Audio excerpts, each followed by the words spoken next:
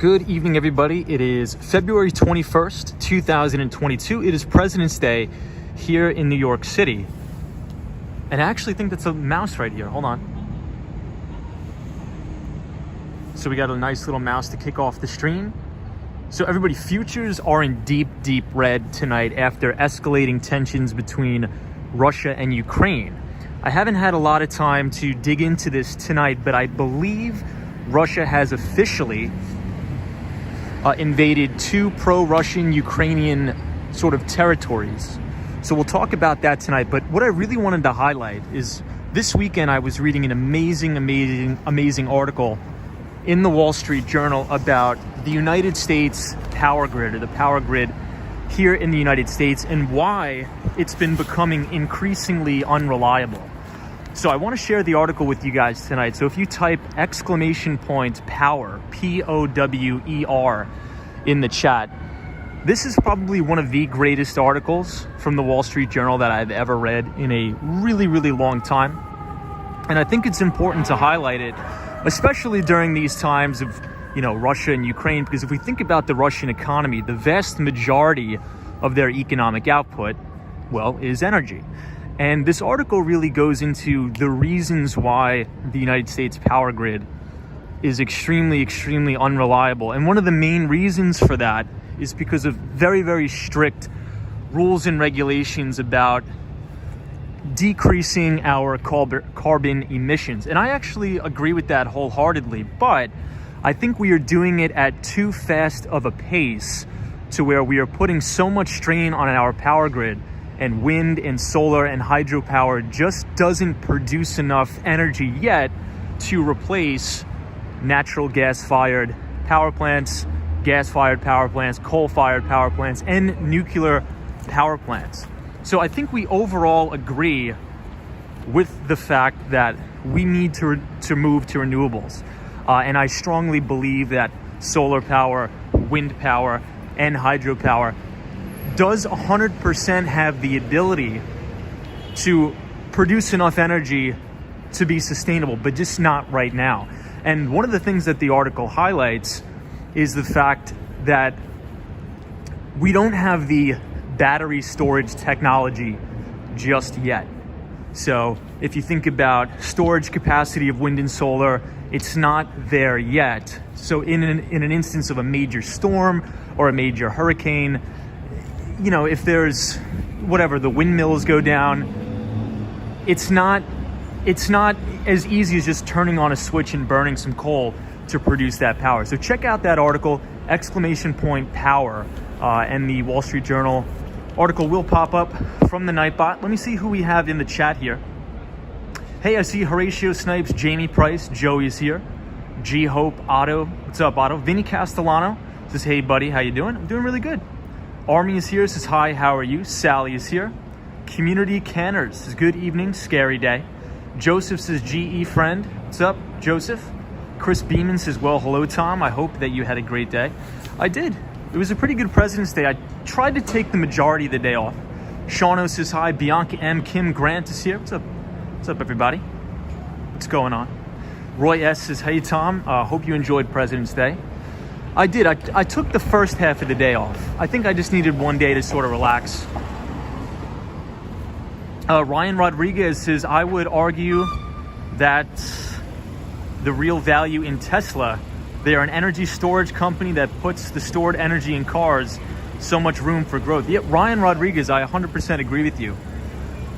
And it was so interesting because the article outlines exactly that. So they were talking to industry experts, and they said the main thing that we need to start investing in is battery storage technology so that we can store this energy. So in an event of a natural disaster or a hurricane or these wildfires, we have the energy already produced that is stored that we could distribute across the grid. But that technology is not there yet. I think it's coming. But one of the things, and New York State actually just put out a warning saying this summer we could be experiencing rolling blackouts, mainly due to the fact that we have been closing down gas-fired power plants as well as the nuclear power plant about 30 miles north of New York City. And I think over the long term, those moves are actually probably the right moves to do. But where my concern is, I think that, in my personal opinion, we should be building the infrastructure for renewables in tandem while running the non-renewable power plants, just so we can make an easy transition and we don't have to inconvenience everybody with rolling blackouts and such. Let me check the chat. Hey, Adrian is here, says hi Tom. How are you now? Watching after a long day's work. Good to see you, Adrian. Sally's here, says beautiful view, Tom. Hey, Darren Robinson is here, says hello, Tom. How are you, mate? Stay safe. I'm doing really good. Thank you for being here. Jetstar says hello again, Tom. Good to see you, Jetstar. So we are very close to Astor Place here. We're going to be walking around NYU, New York University.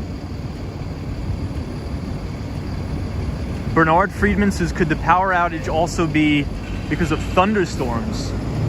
So yeah, it absolutely could. And so one of the other interesting things that this article goes into is the fact that the vast majority of our infrastructure in the United States was built right after World War II, or actually a little bit before World War II. So what does that mean? That means the vast majority of the grid, or all of the power lines that are used to distribute all this energy, is built above ground. So whenever there's a hurricane or a tornado, it knocks down all these power lines. And the article was saying that in other countries, mainly in Europe, they've been actually building a lot of these power lines below ground. And that's been really, really efficient. So I think it's just because, look, after World War II, we had an amazing economic boom. But unfortunately, at the time, we had to build much of our infrastructure above ground. So I think you make a good point. Hold on, let me just adjust my brightness here.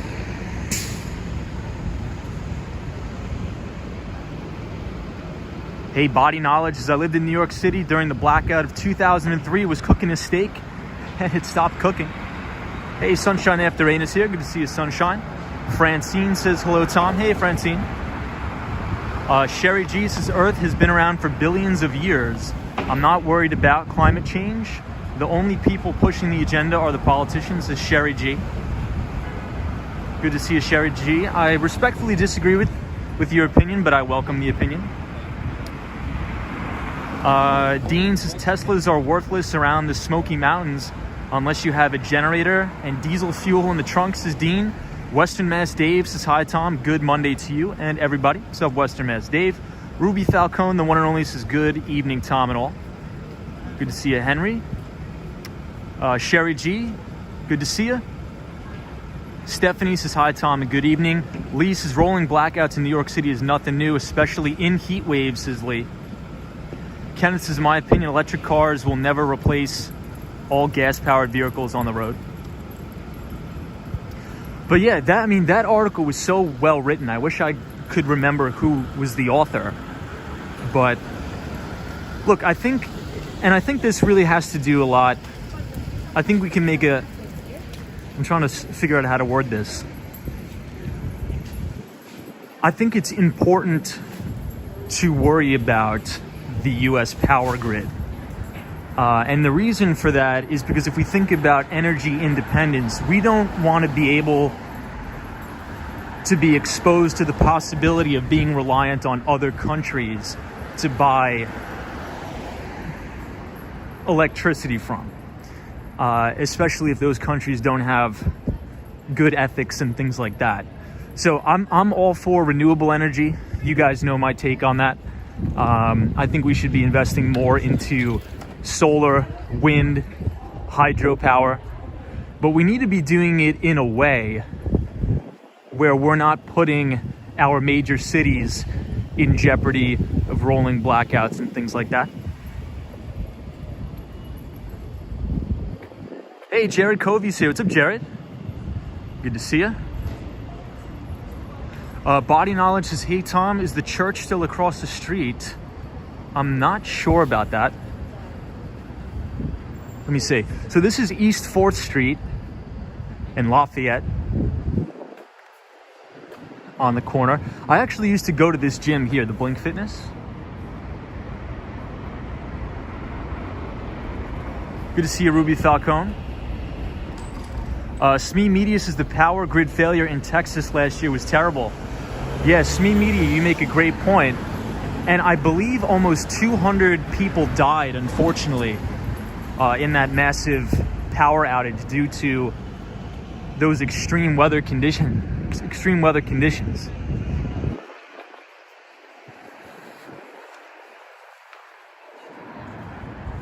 Hey, Jonathan Francis, welcome, Tom. Good to see you, Jonathan.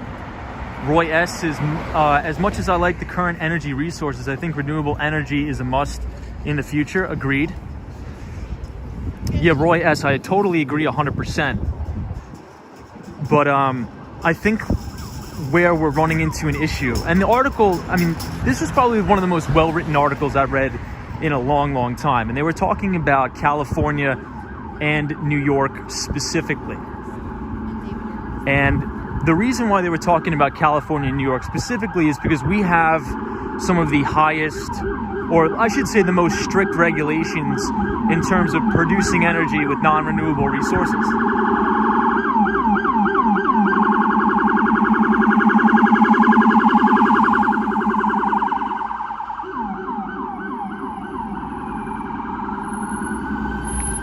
About them producing energy with non-renewable resources. So, for example, I believe 6 of the main gas-fired power plants in New York State have closed down, as well as, I believe, Indian Creek, which is the nuclear power plant, closed down just about 30 miles north of New York City. Now, I think for the long term, those are really good moves to make. I'm not sure about closing down the nuclear power plant, but definitely migrating away from coal power and gas power. But I think we need to be able to do it in a way where we first build the infrastructure that we will know 100% that renewable infrastructure could meet the power demands of the people in New York State and California. And unfortunately, we don't have that yet. So I think we should have that infrastructure in place first before we start walking back those sort of major power plants we have here. So now we are on Bond Street. Hey, Robert says, are we live in New York City? We are, Robert. Good to see you. Atomic Skittles says, are you on Lafayette? We are. Good to see you, Atomic Skittles. Jonathan France, Indian Point. You're right. I'm always saying Indian Creek now because now I live in Florida and I live close to Indian Creek. Hey, Christian Ryan says, hey, walks from Wall Street, just made it to New York City. New Yorker here, just walking around Midtown. Hey, dude, awesome. We're happy to have you, and I think you're going to have a great time. Welcome to New York. Data31 says, what part of Long Island? South Shore, Long Island. Alan Wilson says, you used to go to that gym, and then you got a YouTube channel where you're walking, so it's unnecessary. True. Ken says, Dow futures down 500. Good to see you, Ken. Zachary K says, hey. Yeah, so futures are down big across the board. I believe the NASDAQ 100, so the ticker symbol is the NQ for the NASDAQ 100 futures contract. I believe that's down over 2% right now. Obviously, the Dow is down and the S&P. So all the major indices, the future contracts are down big.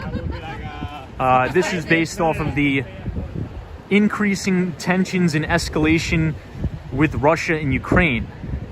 Now, I was trying to look into much of this today, but there was so much content floating around in relation to... Oh, hold on, I'm getting a notification. In relation to the Russia-Ukraine situation, there's so many conflicting ideas, so many conflicting stories. So I think I'm just gonna wait a couple days for all of this to settle down so we can get a clear picture. But Russia has officially now moved in and invaded Ukrainian territory. And I believe the 2 territories of Ukraine that Russia has officially invaded, I believe are like pro-Russia territories or something like that. I don't have the entire story, but this is a major move that, quite frankly, in full transparency, I was not expecting in the slightest. Bernard Friedman, good to see you. Mets fans is watching this Carl Icahn documentary on HBO Max. Very well done. You know, in other news with Carl Icahn, Mets fan, he's trying to do another takeover. I think he's trying to get McDonald's to something about the way they procure their pork. So I think Carl Icahn is going to be battling big with McDonald's. So more to follow on that. Western Mass Dave says, that's right, Tom. Sabrina Fair is here. Hey, Sabrina. Kenneth, good to see you. Jonathan Francis, yes, agreed. Indian Point should have kept operating. Boyette White says it's hard to heat in the winter with wind and solar alone. Up north actually is impossible. Agreed, good to see you. Sabrina Fair says, Tom, it's 74 degrees in Miami Beach right now. You know, it's actually not that bad here in New York. It's about, I think it was about 50 degrees today. It was actually a pretty nice day.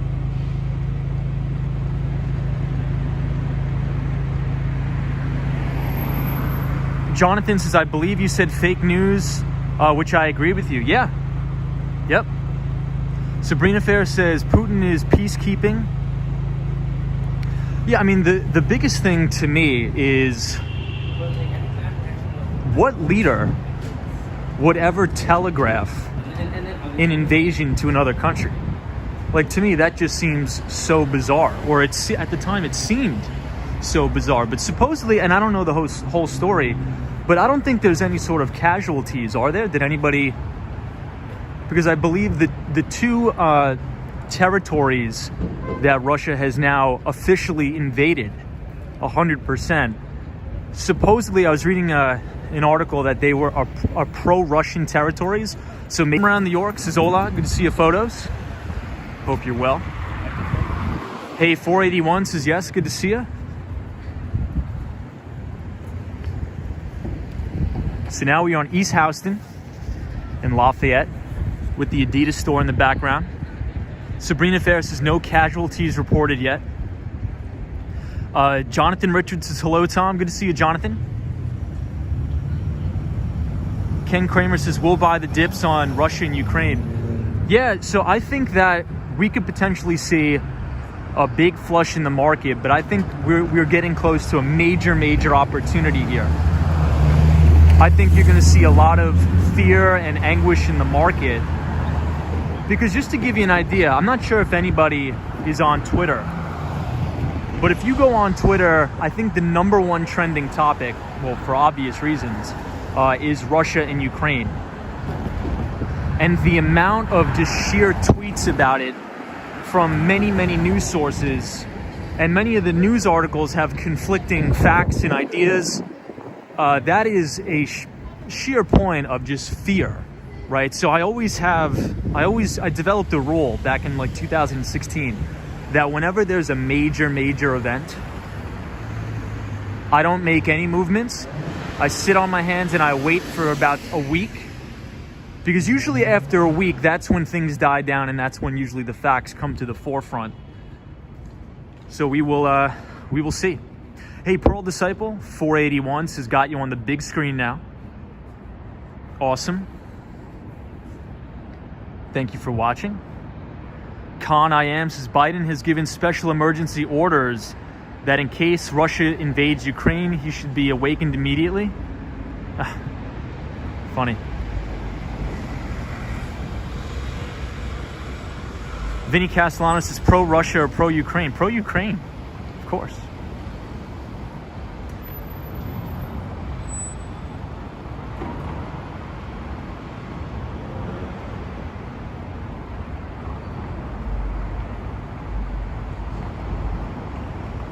I don't agree with any invasion or taking over of territory. Sabrina Fair says the motivation is not just money, it's money and power.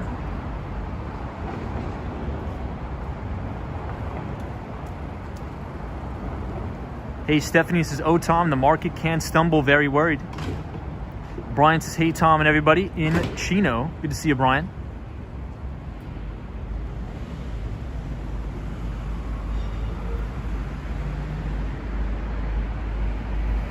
Charlie Richardson says, hi, Tom. Good to see you, Charlie. Hunter Butler is here, says, hi, Tom. And so here's the thing that I think also about the Russia-Ukraine situation. first of all, I'm not an expert on foreign policy, but I think you can go to say for a vast majority of nations around the country, I think the citizens of all nations all over the world really don't want any conflict and don't want war. It's all of the crazy sociopathic leaders that generate a lot of the war and the fighting. I would have a very hard time believing that the vast majority of Russian citizens want any sort of conflict. I think it's mainly coming from the elites, which would be the top military experts in Putin, that are starting the trouble. I think the average common person like me and you and people watching the chat, I think we are the people that want peace, and the majority of the world leaders, well, I shouldn't say the majority of world leaders, I would say any world leader who starts the trouble, they're the ones who are instigating it, not the average people.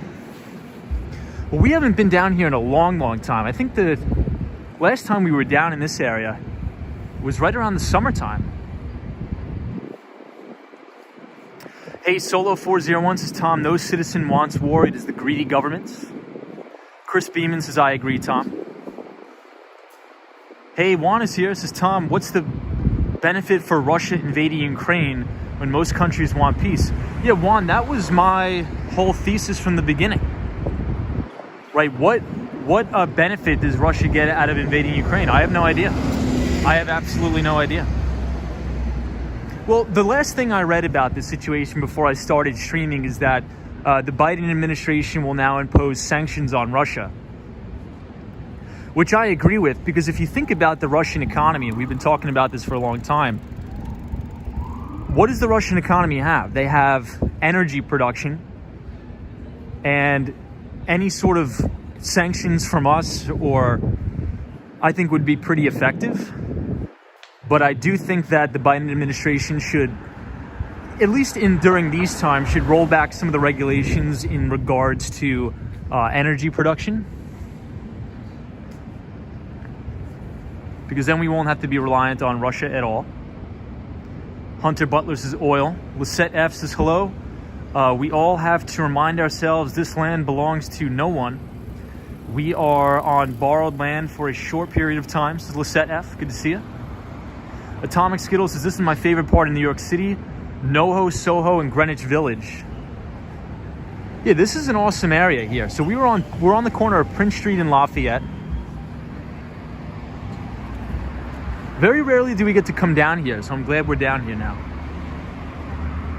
Hey, Khan Ian says, Tom, Ukraine has vast wheat products. Beto says, Tesla will deliver nearly 2 million cars in 2022, even with the Gigafactory delay in Germany. That is phenomenal. Well, I think somebody in the beginning of the stream, they were talking about the biggest thing that they're bullish on is Tesla's battery storage technology, which I think I am too. I think there's massive upside and room for growth in that. And I think that once we figure out a way to safely and sustainably store energy for long periods of time, that's going to be a massive, massive game changer and lead the way for solar production, wind production. Because if you remember, just 10 years ago, wind and solar was not profitable at all because it was extremely, extremely expensive. But now it's actually pretty price competitive. We just need to figure out a way to store this energy for the long term. Hey, Dante Rose says, hey, Tom, I'm late. It looks like putting Jin start war with Ukraine. Ken Kramer says, you're correct, the mighty bull. G Hope says, since you work in IT, do you think Russia might respond to sanctions by shutting down the internet with a cyber attack? And then you're walking on thin air. Well, I think that NATO countries, the United States, I think we have more resources to combat a cyber attack.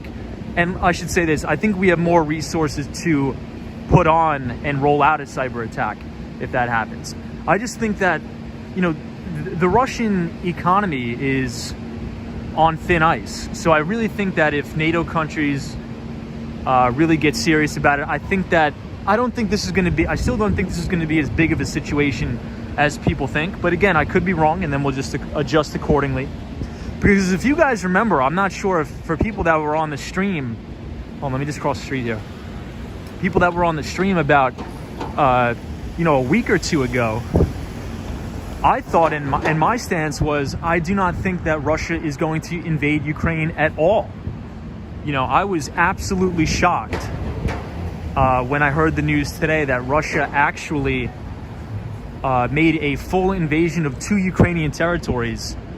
And I was speaking about it on the stream, and I'm like, there is no way that Russia is actually going to do it, and they did. But supposedly these 2 Ukrainian territories, I don't know, I was just reading some articles, and there were 2 conflicting articles that I read. But supposedly the 2 territories that Russia invaded are pro-Russian territories, but I'm not sure if that's the truth or not. Hey, what's up? Jonathan France says it's all a bargaining chip, perhaps. Dante Rose says, pray for them, Tom. Sabrina Fair says, Tom, can we spoof cyber attacks? What was it called? A vault. Ryan Rodriguez says, I saw an article by Hindenburg search that originally made the thesis of Tesla as an energy storage company. Good read. Could you drop that article in the chat by chance? I'd actually be pretty interested in reading that. Yeah, Western Mass Dave says Putin is calling them a peacekeeping mission. Look, I think we're going to get more information as the day tomorrow goes on, because I spent about a good 30 minutes trying to do some reading today, and I saw every other article had something different. So I'm like, you know what? I'm just going to sit on my hands and wait for this to blow over. Kathy Lyons, good to see you. James Brumley says, I read an article that said they were pro-Russian, but we'll see if anything else happens. Yeah, so James, I read that too. So that's why I was a bit confused, because Russia invaded Ukraine. And every article that I was reading says there were no casualties or anything. So that, I mean, it just didn't really make sense to me. I would think they would put up a fight, but then there was articles coming out that the vast majority of people in those territories were pro-Russia, so I guess that makes sense.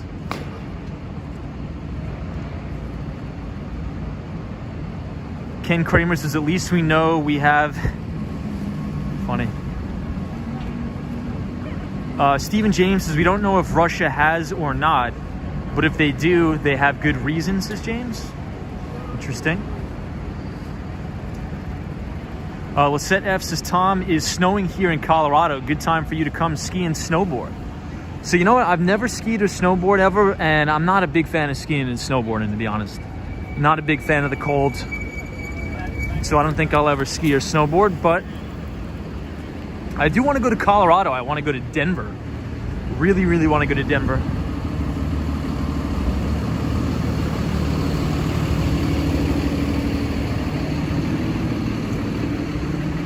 So here's something interesting. So in the article, so if you type !power in the chat, it's going to drop probably one of the most well-written articles I've ever read in recent history of reading articles. And it was written by, I believe her name is Catherine, of the Wall Street Journal, that really details how fragile and outlines the fragility of the United States power grid.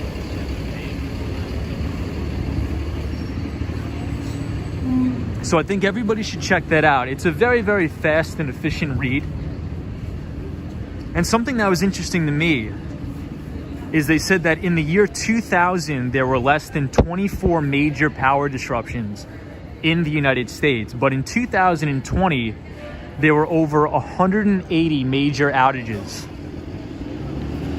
And this is mainly because the grid is undergoing the largest transformation in history. So before, utilities, were the major dominant power generators, but now utilities are no longer the dominant producers of electricity, but regional wholesale markets in which suppliers compete to build power plants and sell its output at the lowest cost. And over the last 12 years, natural gas began obviously displacing coal and nuclear power, and this was mainly due to fracking. So if you guys remember correctly, in upstate New York, it was called the Marcellus Shale, which I believe is one of the most prosperous locations for natural gas. And there was big protests in upstate New York about anti-fracking. But natural gas began to displace coal-powered power plants, which I think is good. But over the recent couple of years, I would say the last 5 years, we've had wind and solar technology that have become really, really cost competitive and now even rival coal, nuclear, and even natural gas in some markets. But the only thing is, well, obviously I would like to say that's good news, right?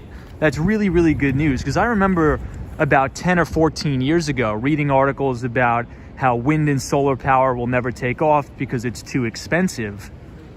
But now we're seeing it's actually not.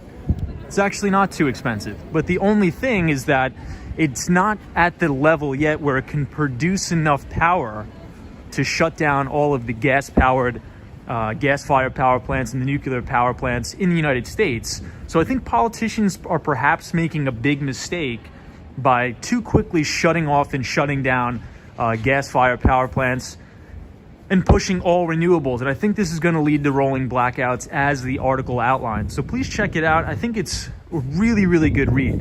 Very, very educational and good read. Well, check out the very top of the World Trade Center here. Hey, Matthew Black says, hello, love New York so much. What's up, Matthew? Good to see you. Talvish is here. Al Baker says, offshore windmill.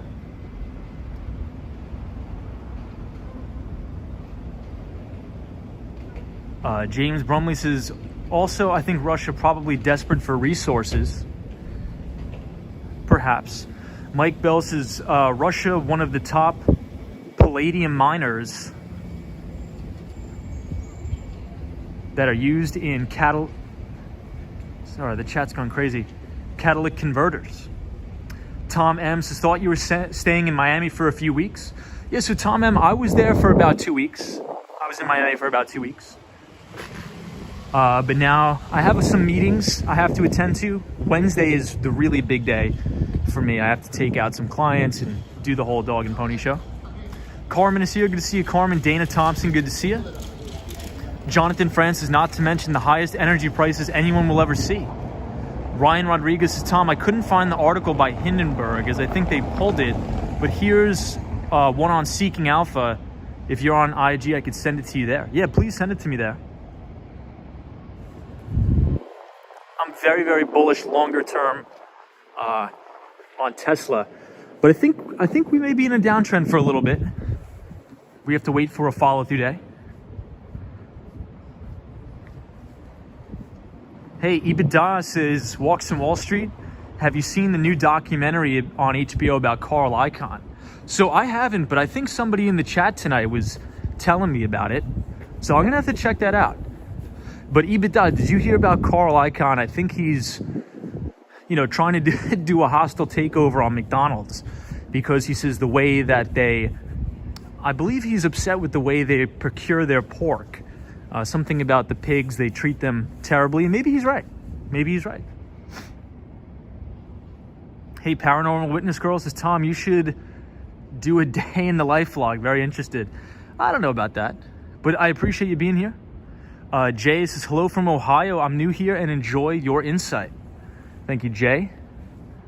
So Jay, we were actually just talking about Ohio the other day because Intel is investing about $20 billion to build a chip fab in Ohio, which is great. There's going to be a lot of tax incentive for that, but I think it'll pay off. EBITDA says, yeah, I heard about it this morning. He is confused about the sausage.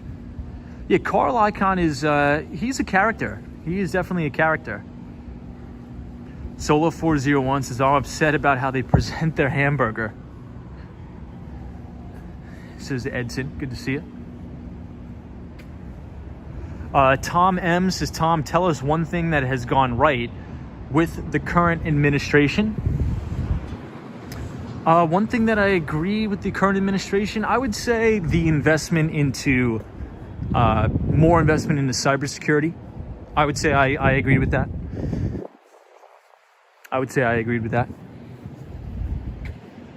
And as you guys know, we often do streams on cybersecurity, covering the latest companies in cybersecurity like Zscaler, CrowdStrike, Okta, Ping Identity, things like that.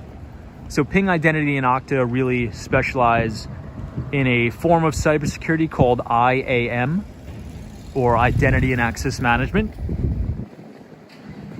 And I think that the vast majority of the major wars over the next coming decades are not really going to be fought with troops on the ground, but more cyber attacks, perhaps. Kings 9966 says nothing has gone right, just my opinion. Solo401 says, where are we getting pizza? You know, Solo, we're actually not too far away from Prince Street Pizza. We may grab a slice of Prince Street. We're not too far away. But, you know, I'm actually kind of glad we're streaming down here, because one of my favorite things about New York is the architecture here in Soho and NoHo, with all the fire escapes. G Hope says windmills are unreliable, high maintenance, and not responsive to demand spikes. They are not cost effective or competitive. Yes, so G Hope, check out that article, because that's exactly what they were saying, right? They're saying that, you know, a gas-fired power plant and a coal-fired power plant, you know, if you need to meet energy demand, so let's say if there's a massive heat wave in New York City and everybody's blasting the AC, you know, you could just fire up those coal power plants and natural and gas-fired power plants, which is not the best for the environment, which I agree, but it's an easy solution.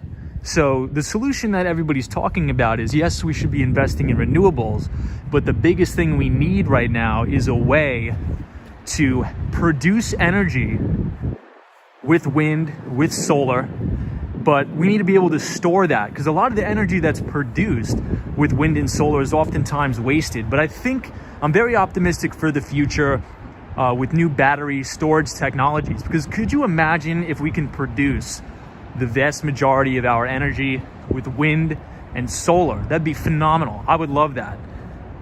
And we also have a place to store it for long periods of time. So in an event of a natural disaster, we could send these battery cells to different places and power them up. But right now we just don't have the infrastructure for that right now. But I agree with you. It's a good point.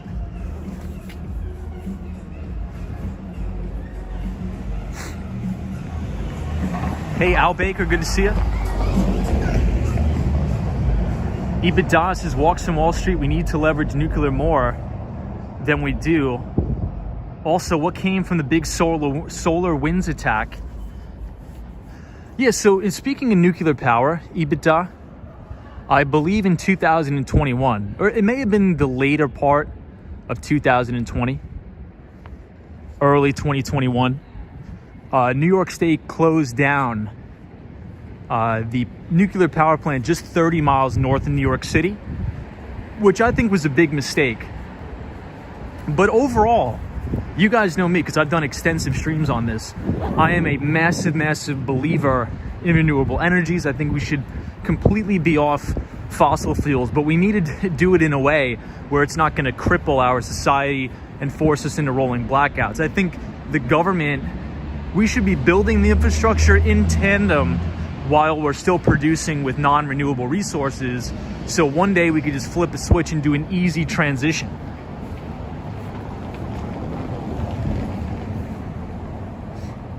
Jerry's here, says, hey, happy Monday.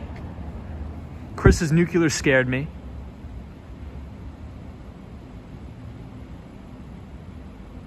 Kevin, I apologize for the accent. Fraser McLeod says, hey, Tom, any thoughts on the Canadian pipelines? No thoughts in particular on it. Roland YT says, hey, Tom, how's it hanging? Everything is going really well. Sunshine after rain, happy Monday. Harris says, my dream is to live in Manhattan. How could I make it come true? I think you can make it come true. You just gotta, it starts with this one small step. I think you gotta move here, man.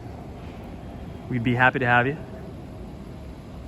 Mr. Baseball Gamer says, with the way you talk, you should run for president. I don't want to do any sort of politics, ever. EBITDA says, we are so far from being able to flip a switch on renewables. Agreed. We need to focus on now as much as the future. I agree 100%. And I think that's a big issue with this. And the reason why I wanted to make this the topic of the stream tonight, because if we think about all of the craziness that's going on in Russia and Ukraine, right? If we think about the Russian economy, what's really the only thing that Russia has, right? It's energy production, it's oil. So the United States was energy independent, but now we're not. So I think just temporarily we should restrict some of those regulations, and that would really, really put a pressure on Russia. But I think it's going to work itself out in the end. Hey, Daddy Boggs says, hi Tom, welcome back to New York City. Hey, thank you, appreciate it. Thank you for the warm welcome back. So what do you guys think about the cobblestone streets down here? Thumbs up, thumbs down? Yeah, Sophia A says, it seems a little bit like French or Italian. I agree. Mike Bell says, Ohio moving away from wind farms to solar. All recent approval are solar farms, which Intel plans to build large solar farm for a new plant. That's awesome, Mike. Mike, do you have any articles? Feel free to post them in the chat, because I love to read about all that stuff. Yeah, Pillar says they're gorgeous, aren't they? Yeah, photos from around New York says they're a little bit bumpy. I agree. Hey, Jerry says cobblestones reminds me of Gangs in New York movie. Yeah, Lily says hard to walk on. Yeah, Western Mass Dave says awesome streets. Hey, Disney cast members says love the cobblestones. Good to see you, Disney. So here's what I love also. Check out the fire escapes here. These are some of my favorite things. And look at these loft apartments. These are beautiful. King says, how old do you think these streets are, turn of the century? Yeah, they're probably, what, 100 years old? Maybe a little bit more. Yeah, Roland YT says, looks like Hispanic Road.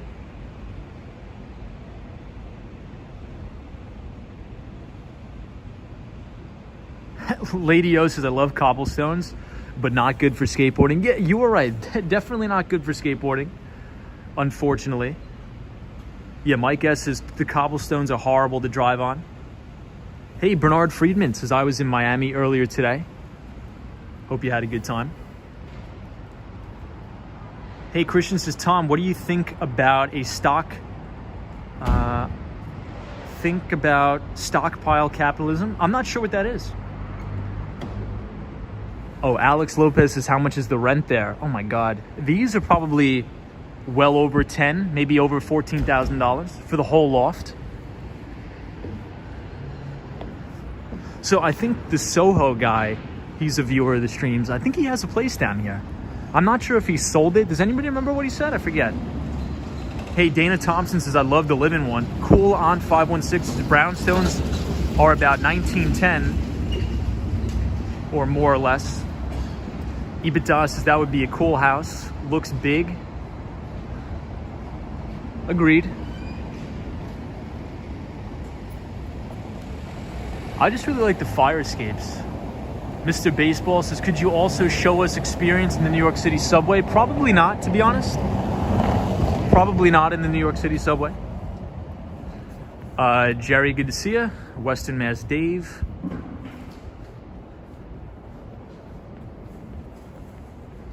Yeah, Mr. Baseball says probably from like World War I or something like that. So check out the Freedom Tower here. It's actually all lit up in red, white, and blue, which is awesome. Or the One World Trade Center.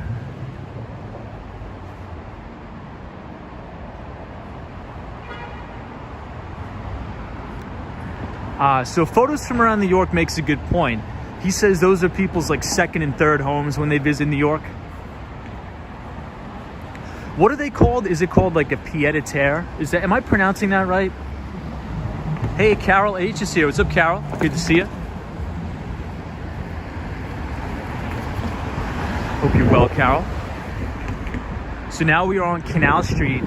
We're gonna head all the way up. We're gonna bump into Chinatown as well as Little Italy.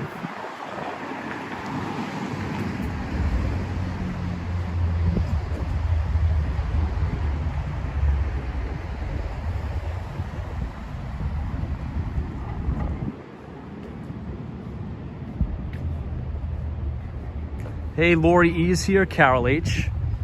Good to see you. Disney cast member says, what street is this? So we just made a left on Canal Street. So maybe we'll take a quick walk around Little Italy, Chinatown tonight.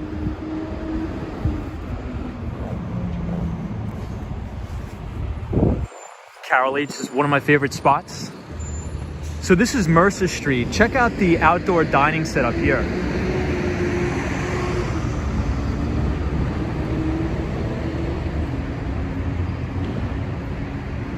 Yeah, EBITDA says, I like that you were walking here, mixing it up a little bit. So if you look directly up Mercer Street, you can actually see the very top of the Chrysler building if you look way in the distance.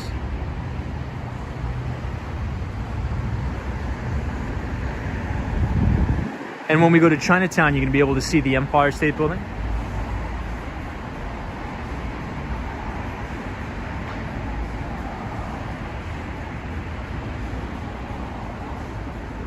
Hey, Dwayne says, greetings from Edmonton, Alberta. It's the Family Day holiday in Alberta and other parts of Canada. Well, happy Family Day. Good to see you. Everybody from Canada, welcome to the chat.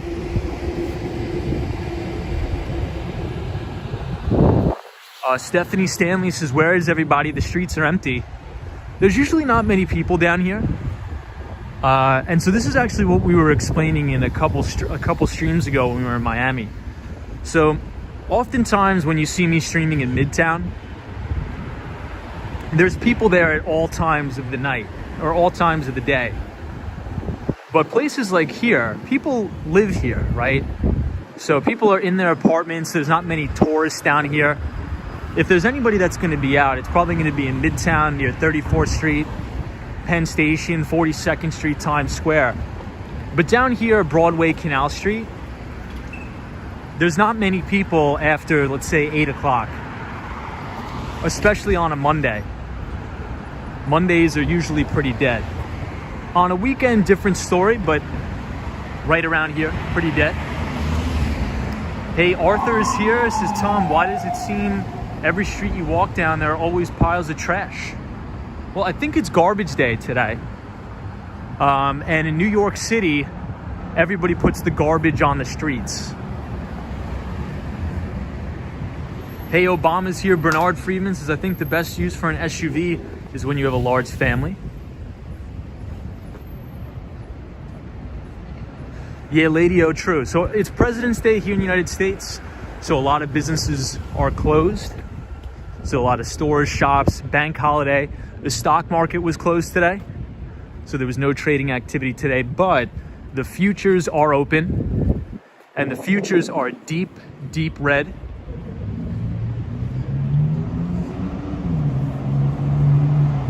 Yeah, Weston Mass Davis is one of the positives of the pandemic are the outdoor eating facilities.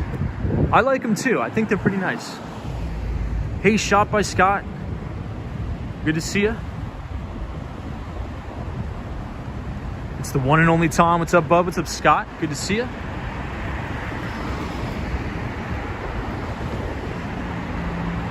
Hey, Dog D, just be careful down there.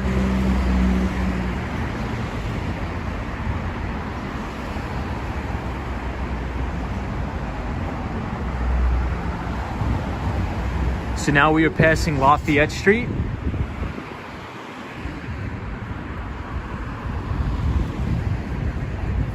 We should be at our destination rather quickly. I like all this graffiti here. So if you guys are enjoying the live stream tonight, feel free to leave a like on this video if you're enjoying it. We're gonna continue to head up. Well, I guess I shouldn't say uptown. We're gonna head across towards the Manhattan Bridge. We'll take a walk through Little Italy and Chinatown as well. Hey, Devon Avery is here. Good to see you. Hey, EBITDA, this is Tom. I'm about to go watch the Carl Icahn documentary. Well, EBITDA, thank you for joining, and good luck at work tomorrow. EBITDA. We'll be sure to talk about the markets tomorrow. Stocks are getting hammered. Well, futures are down big.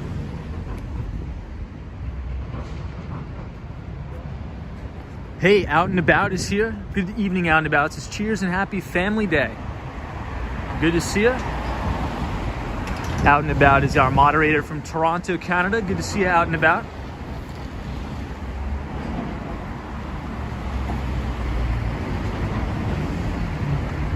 Lily Ray says, I'm listening to the stream and making empanadas. Awesome. Hey, Guzman is here. What's up, Guzman? Says, good evening, Tom.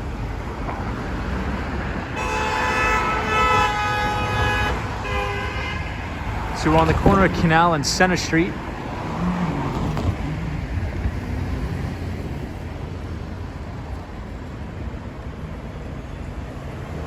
CS is here. Good to see you, CS.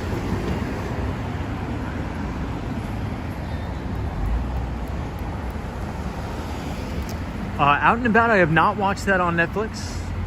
Hey, Dutchman is here. Good to see you, Dutchman. Hope you're having a good day. Very popular back in the 70s. You know where there's a lot of nice graffiti that looks very cool? It's on the Manhattan Bridge, and I think we've streamed from there before on the Manhattan Bridge. That was back in the day when we used to skateboard over the Manhattan Bridge. Gustavo's here. DM, good to see you, DM. Hey, Paul Stein says, hi, Tom. Where is the Carl Icahn documentary again? Well, I'd never even heard about it, but supposedly the Carl Icahn documentary is on HBO Max. So I do not have HBO Max, but supposedly we've been getting good reviews so far on the stream. So EBITDA is watching, and I believe somebody else in the chat. Maybe I'll have to get HBO Max and check it out myself. Hey, Ryan Miller, what's up, man? Good to see you. Says, hope you're having a good evening. Thanks, Ryan. Right back at you. So, Ryan, we're downtown in Chinatown, one of my favorite locations in the city.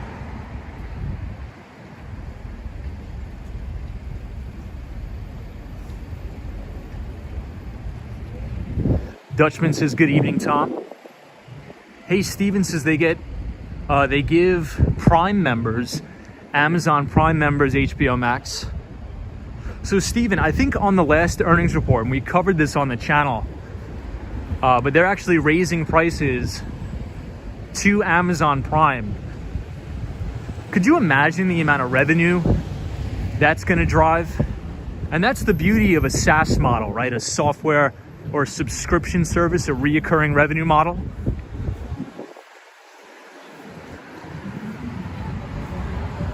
Because if you raise prices, you could almost double your revenue overnight of the whole company.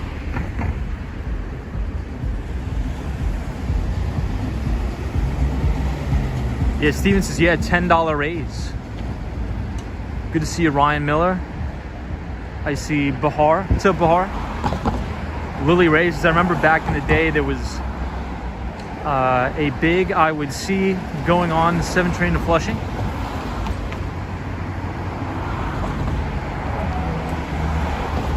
So Shot by Scott, so Williamsburg is different. Williamsburg Bridge is different than the Manhattan Bridge. Hey, Carol Williams, good to see you, Carol. It says, good night, everybody, on this live YouTube video, watching from the beautiful island of Antigua and Barbuda. Well, thank you for being here. That's awesome. Yeah, Phyllis says there was the Chinatown parade for the Lunar New Year. Unfortunately, I missed that.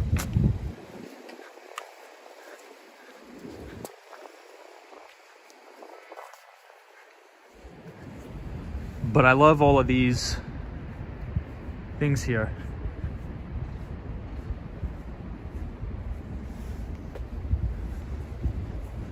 Does anybody know what the names of these are? Is there any specific terminology? These are my favorite lights to come look at. Check these out.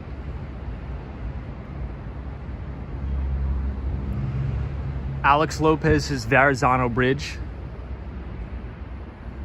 Yeah, the Verrazano Bridge connects Brooklyn to Staten Island. Love Bagels and Walks says, love the lanterns at night. Have a safe walk. Appreciate that.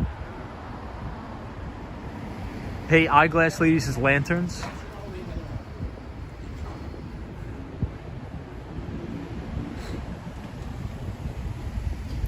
Yeah, I'm not sure if there's like a specific name, but I absolutely love these.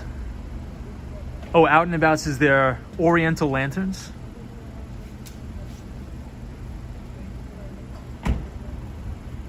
Yeah, these are fantastic. Oh, check this out. So you could see the lanterns, and then in the background you also see Little Italy.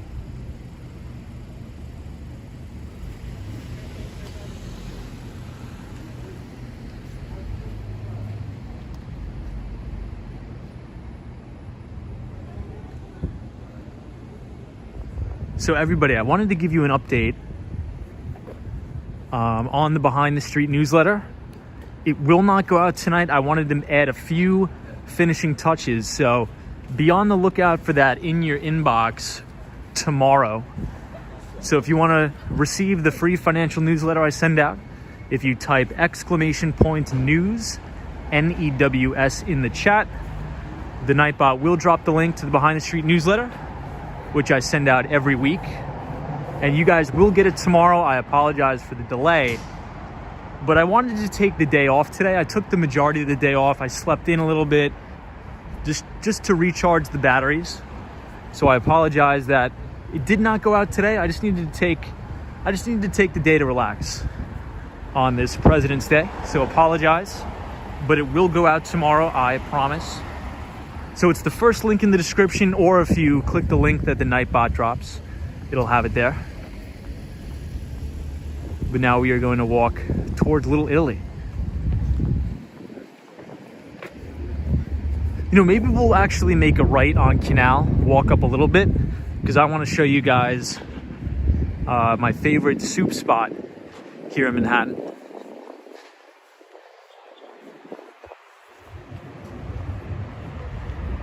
Hey, Lee says Chinese paper lanterns are called, I'm not even going to attempt to pronounce that, but thank you for that. Vinny Castellanos is loving the Staten Island talk tonight. So Vinny Castellano, I'm going to have to do a stream sometime in Staten Island when I get a chance. You know, the only time I was really in Staten Island is when I was in college, because we played the College of Staten Island, or CSI. Yes, Sabrina Ferris, the soup sounds great right now. Lady O says, good time. Sometimes we all need a little break. Agreed. Agreed.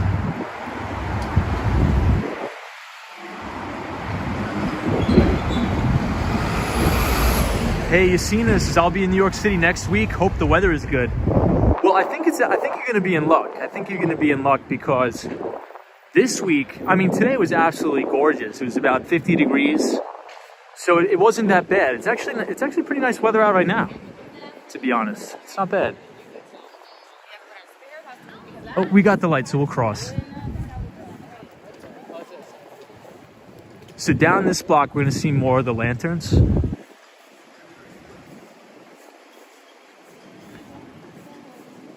Hey, Egan is here. Good to see you. Says, hello, Tom. 3 oil refineries withdrawing from South Africa, including Shell. The building where Jackie lived always fascinates me. New York at night, always spectacular. Greetings to you. Hey, thank you, Egan. Appreciate it. And Mr. Baseball says, New York should make a little Ireland. Hey, Melissa White says, hey, bro, looking nice out there. What's up, Melissa White? Long time no see. Ryan Rodriguez says, and yeah, it's actually making prices move up a lot in Miami now. Saw a report that says Miami is now the least affordable city. Yeah, you're right. Isn't that crazy? So Miami is now the most expensive city, even more so than New York and LA. Isn't that wild? And it's sad because I think this is happening all across the United States. We're having an affordability crisis where people are having a hard time being able to afford buying their own homes. The prices of rent are going. I believe about 2 weeks ago, going into detail that the median rent in New York City is now $3,400. So the highest ever, all-time record highs for median rent in New York. Hey, Phil says get bubble tea. I wish I could, but I think everything is closed. But this is one of my favorite blocks in Chinatown. Yeah, Western Mass Dave says, I read that Miami equals money. So here's another interesting article I read talking about Miami. So I believe in Tribeca, it's called Avenues, the World School. I'm not sure if it's in Tribeca, so you guys could let me know. But I believe there's a couple locations. There's one in Shenzhen, China, one in New York, I believe one in London. But they are now going to start construction on a 2,200 student campus in Miami of the Avenues School. And I believe the yearly tuition to send your kids to elementary school, middle school, and high school is $74,000 a year. Isn't that crazy? Who would do that? I mean, I guess the elitist, like billionaires, but I could never. I mean, if I was a billionaire, I'd never send my kid to a school that I would have to pay 74 grand a year. I don't know. Maybe that's just me. Michael says, is there a good book to learn about buying and renting out a property for income? Yes. So I would recommend the book, The ABCs of Real Estate Investing. So if you Google the ABCs of Real Estate Investing, that is a phenomenal, phenomenal book. Because essentially it just teaches you how to analyze a deal, right? It tells you and to sort of understand how to understand cash flow, how to buy in the right locations, because there's always deals to be had out there. It's just you have to understand the profitability of that deal, how much the property is going to cash flow, things like that. So this is Bayard Street and Mott Street. We're going to make a left. And at the end of this block is one of my favorite restaurants in Chinatown. Yeah, Brian says that's expensive. Wow, check out these things.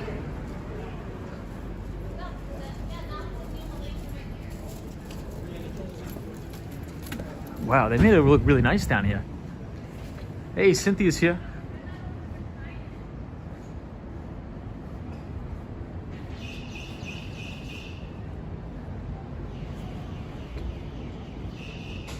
Hey, Carlos is here. Says hello, Tom. What's up, Carlos? Good to see you. We are here at Elizabeth Street in Chinatown. Beautiful down here tonight.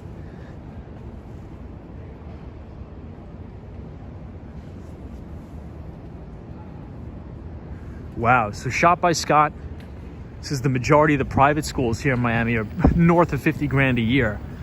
Yeah, I mean, I just couldn't justify that. That is crazy. But I guess if there's a market for it. Hey, Phil, thank you. DC Rob says, what's your favorite restaurant in Little Italy? So I don't have a favorite restaurant in Little Italy, but if you're talking about Italian food, I have a favorite Italian restaurant. It's called Becco, Becco, and it's actually right in Restaurant Row near Times Square. Very good place. Hey, Uma, Thailand says, love the lanterns. I love them too. They're fantastic.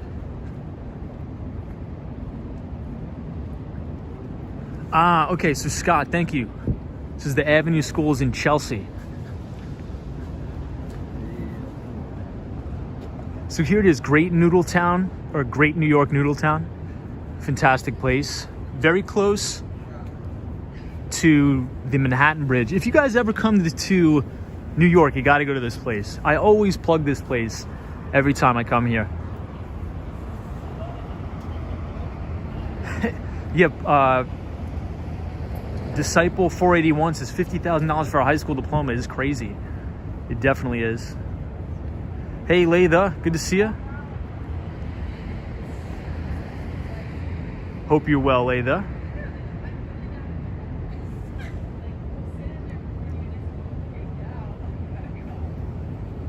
AM Ponds is Bowery, good to see you. Ren 1018 says Tom, still think the markets are going to end positive for the year. I guess we'll have to see.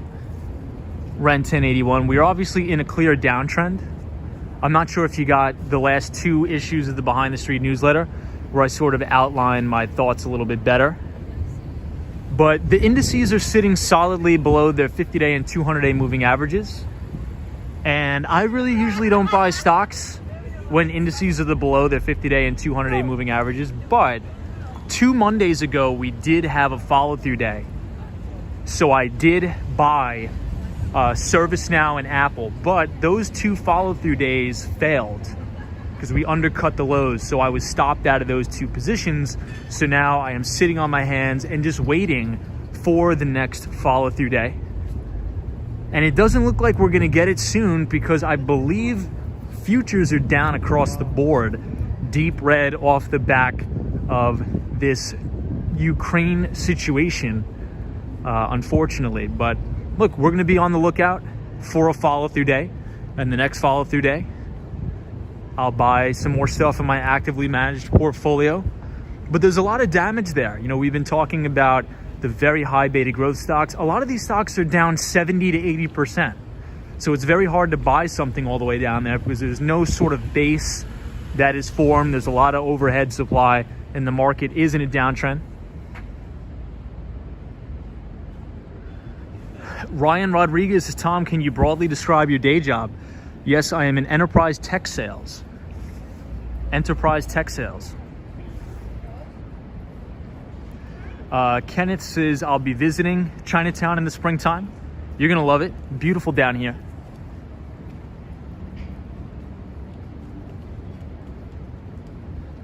Good to see you, Ryan Rodriguez. Oh, you can actually see the Chrysler building from here. Can you guys see that?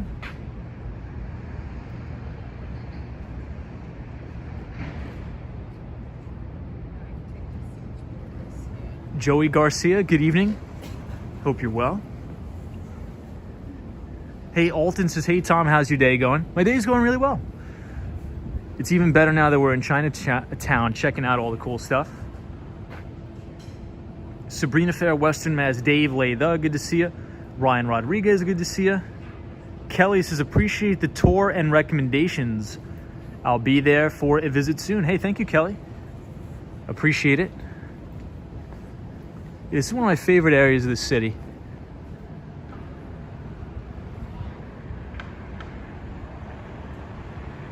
Yeah, Roy S. says, no rats today on the streets.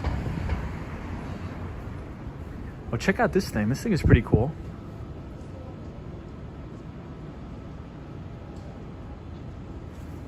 Hey, Jackie M. What's up? Long time no see. Happy Day is here. Good to see you, Happy Day. Jacob, good to see you. Nice guys. This 5th precinct. Oh, check this out.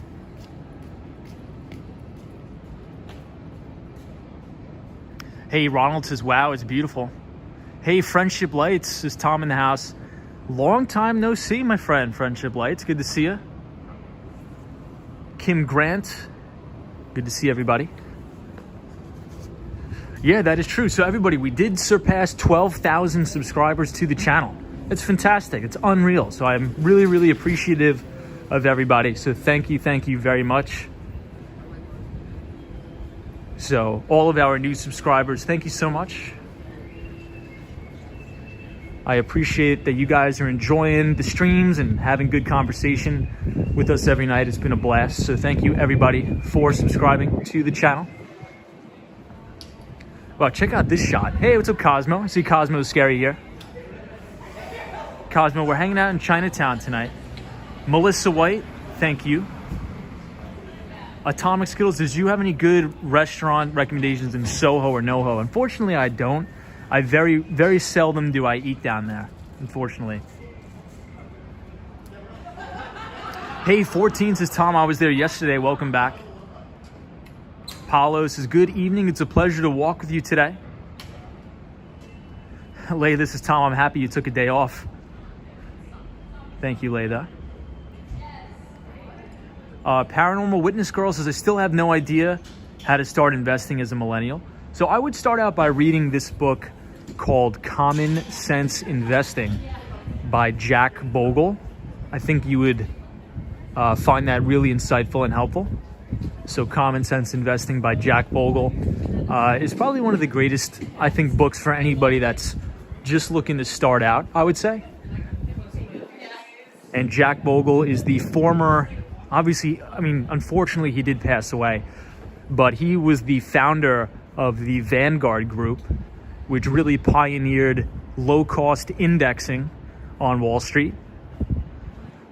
So if you read the book, The Little Book of Common Sense Investing, you'll learn all about index funds, mutual fund fees, and how you can invest at the lowest cost possible.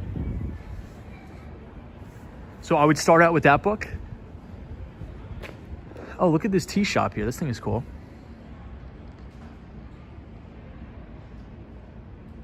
Jackie M says Vanguard or Fidelity. Jackie M, it's good to see you. Yeah, so actually I think I put in the description of this video the free audiobook of The Little Book of Common Sense Investing. So if you type !Bogle, I think it'll drop the link to the audiobook for free.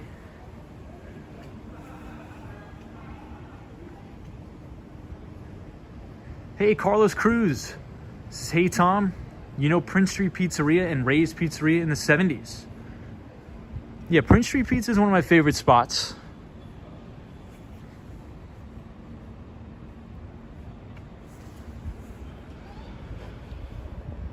Wow, check this out.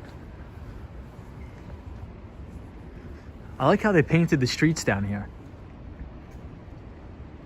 Hey, Francisco GM says, good night, Tom and everybody. Good to see you, Francisco GM.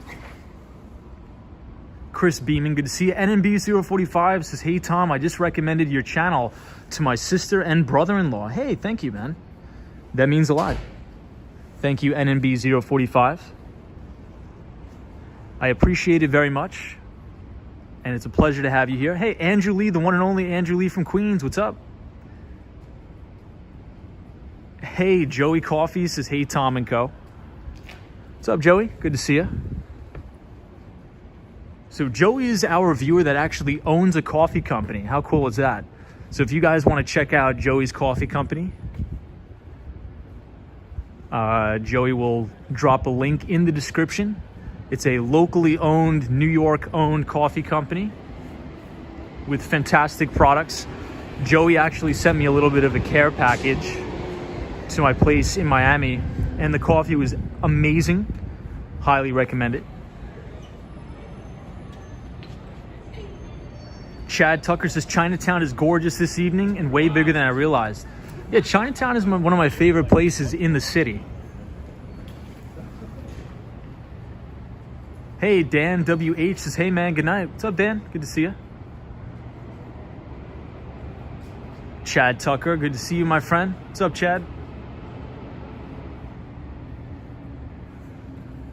Yeah, these alleyways are awesome.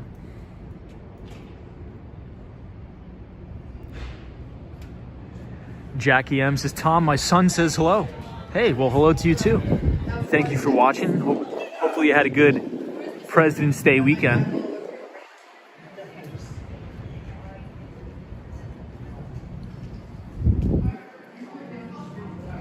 This place looks pretty cool. I've never been here though.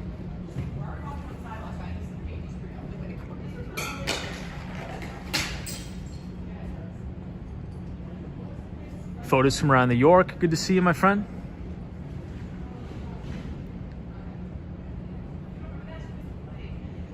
S Hopes says, you make me so confused on where I want to live between New York City or Miami. And I'm a New Yorker, love these walks. That's hilarious.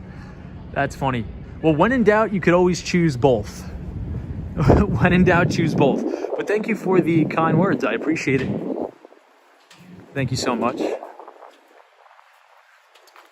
I mean, I don't think you can get a better place than New York City and Miami, in my opinion. Wow, guys, check this out. I never noticed this. Did they just do this? Look at this. Let me know if it's in focus. Hold on, I'll step back a little bit. Wow, that is crazy good artwork. Hey, David, good to see you.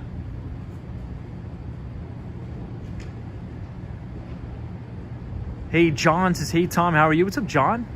Good to see you too, my friend.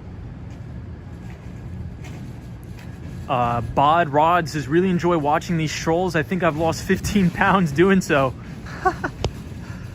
Funny, man. Hey, Dino says, Miami over New York post 2000. What's up, Dino? Good to see you.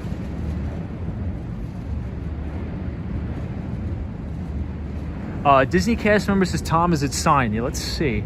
That's a good point. Oh, I think you could follow these guys. So give these guys some support, you know, follow them. Let me know if the screen is in focus. So maybe you guys could see the, I believe it's a Twitter handle, perhaps.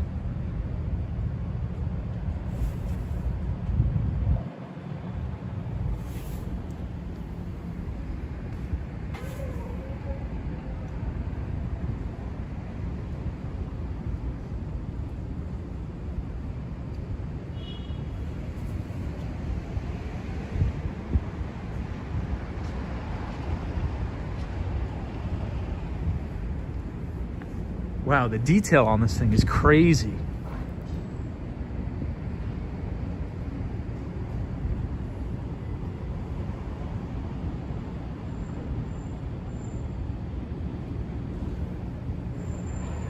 And I think there's some other tags here. So you could follow at Chinatown Mural Project, at Chinatown Mural Project.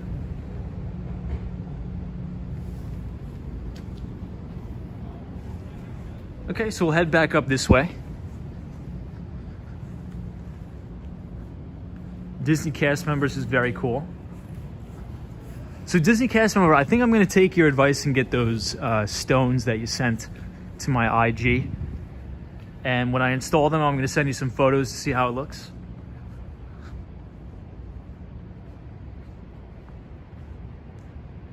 NE says you never realize how dirty New York City is until you visit Miami. Yeah, I mean, I still love this place though. I think, look, we have a new mayor. I think it's gonna get a lot better. I'm optimistic. I always try to be optimistic, no matter what.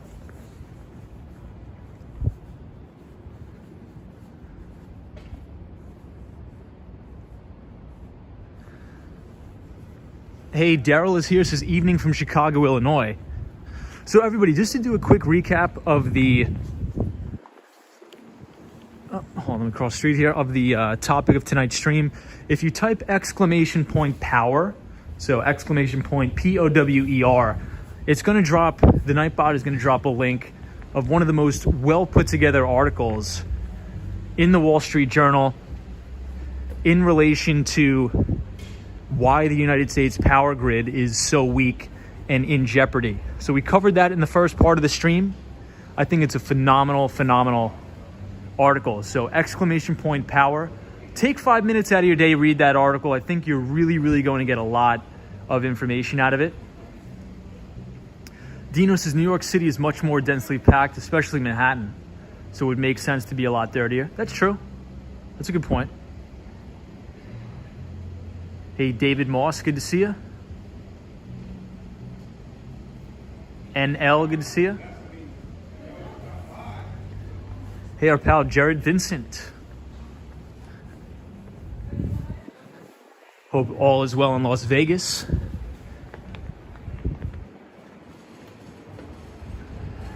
So now we have to continue our journey uptown to the one and only Moynihan train station. But the good news is we're going to walk through Little Italy, which is, I believe, Lady O's, one of Lady O's favorite places. So we'll do that. It's going to take us about 15 minutes, perhaps. NMB 045s, Texas was in trouble last year because apparently their power grid was separate from the rest of the country. Yeah, so NMB 045, one of the main reasons why the grid is in such jeopardy, and the article does a really good job about outlining this, is because the vast majority of our infrastructure was built just after World War II, and even some parts of the infrastructure was built pre-World War II. So that means this stuff is pushing almost 100 years old when it was only meant to sustain about 50 years of usage. And they do a nice comparison about how in the United States, much of our infrastructure is built above ground. So what does that mean? During major storms, hurricanes, natural disasters, things like that, you know, a lot of damage can be done and has been done to the electrical grid, which is unfortunate.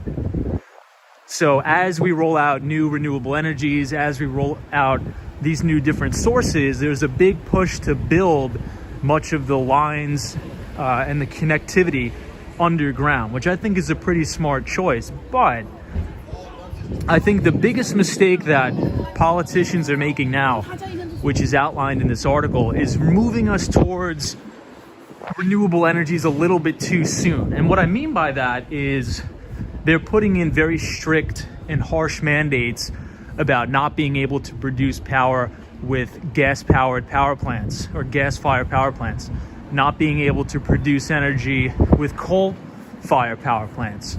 And I agree with the overall premise, but we can't stop producing energy through those resources unless we have the infrastructure already in place to be able to take over all of our usage. And it's just not there yet.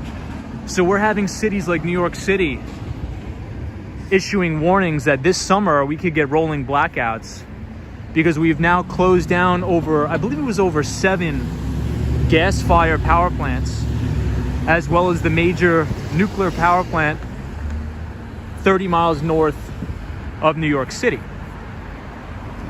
So I agree with the overall premise, we need to move to renewables. But the one thing about, you know, wind, solar power is it's not reliable in an instance of a major natural disaster, or if, you know, the sun goes in or something like that. So a lot of that energy gets wasted. So if we can have new technologies to harness that power, like in new battery technologies, that's going to be money. That's going to be fantastic. And I don't think that's far away. You know, it's going to take about 10 years to get there, because what we need to do is we need to produce a lot of energy with wind and solar and hydro, but we need to be able to have infrastructure in place to store that energy. And I think as new battery technology rolls out, that is going to happen. So please read the article. It's a phenomenal article. Man, it is cold out here. It just dropped like 20 degrees.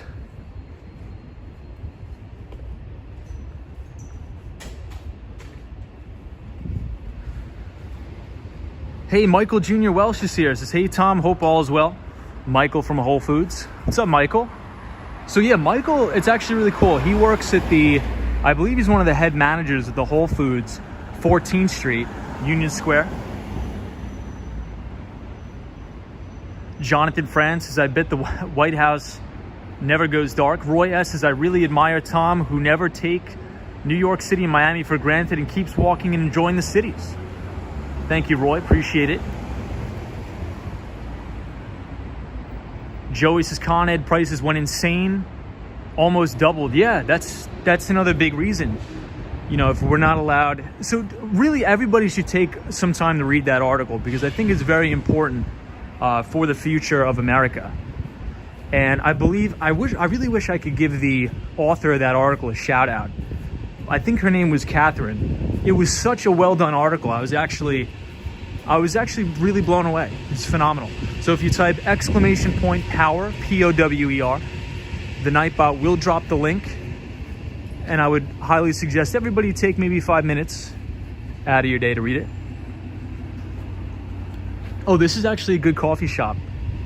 Segue into the coffee shop.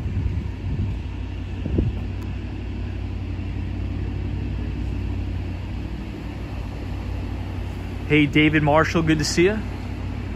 Western Mass Dave says we need some kind of backup. You're right, Tom.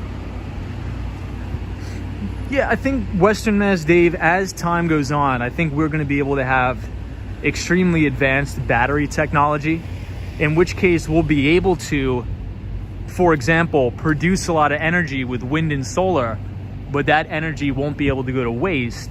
We'll be able to harness it and then use it at a later date, perhaps. Michael Welch says, Tom, are you a fan of the coffee from Pret? A little bit.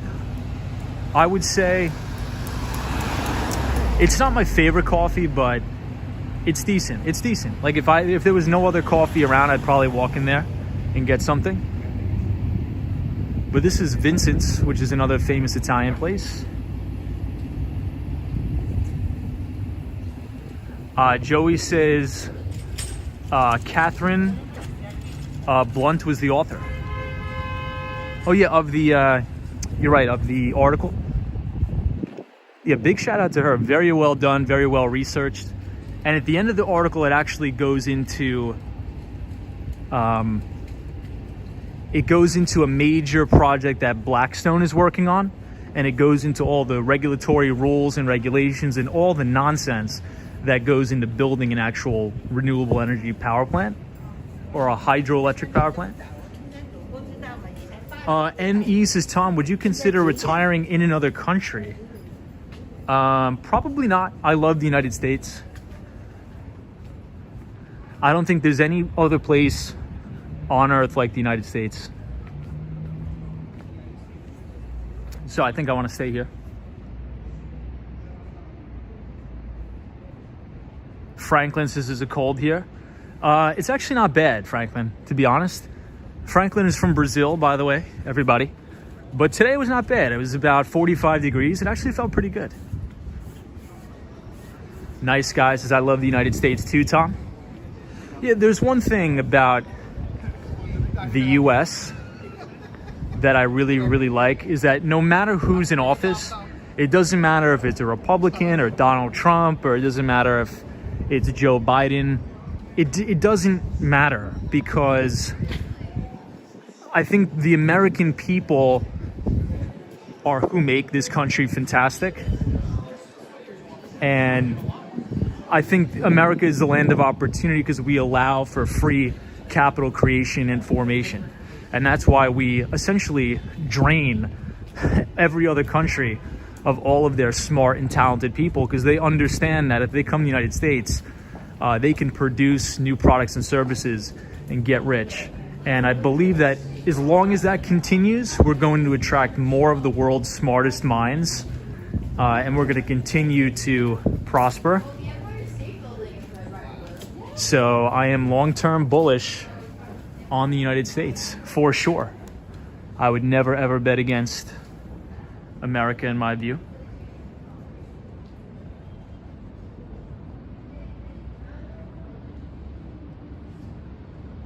Hey, nice guys here. Ruby Falcone, good to see you. So I think the Empire State Building is lit up in all red, white, and blue. I wonder why. Hold on, let me see if... Can you guys see that? Let me know if you guys can see that. Wow, check that out. That's a nice shot.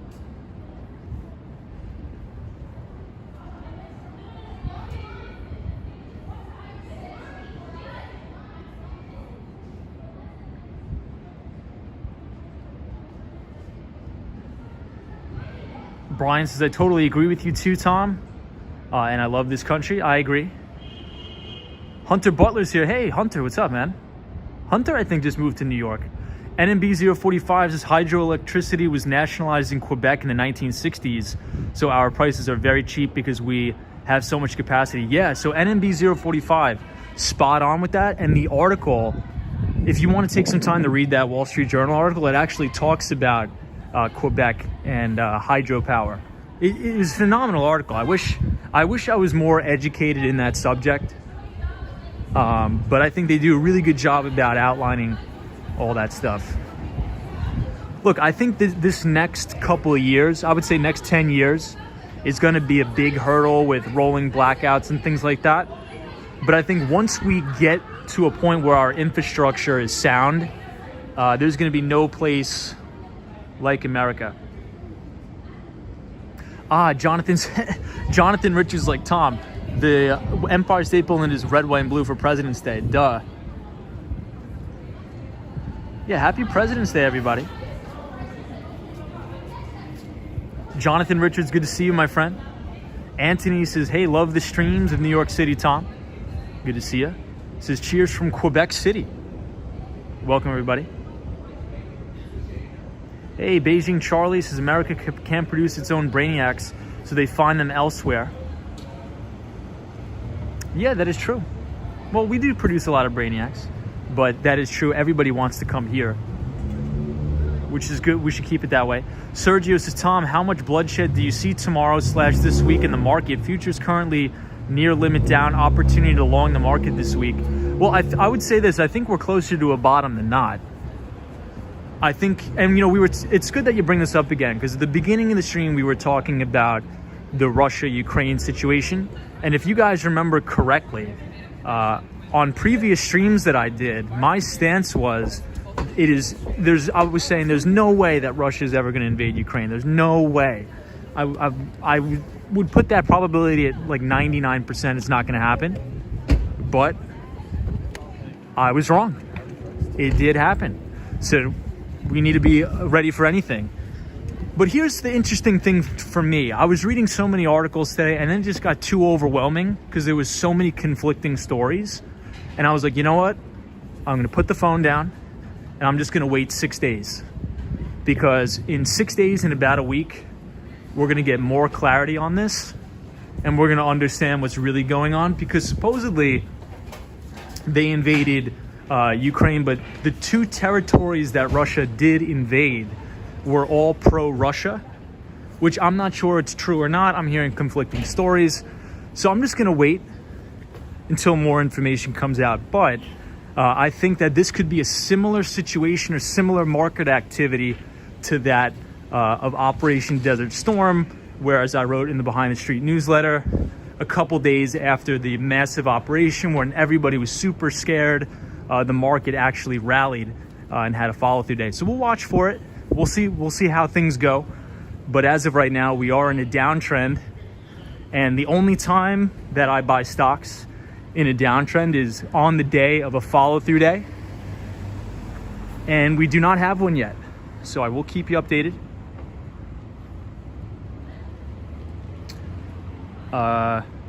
Dirk is here, says greetings from Germany. Welcome to all of our German friends. Good to see you. NE says never fight with Russia in the winter. Beijing Charlie says invasion, by the way, those areas are recognized as ATO, anti-terrorism operation. Solo 401 says war makes money. We're not the ones in war though yet. Nice Guy says once we cut off Russia's semiconductor supply, they're done. That's a good point, Nice Guy. It's actually a really good point. Michael Welch Jr. says Lily Ray, worst blackout was in 2003.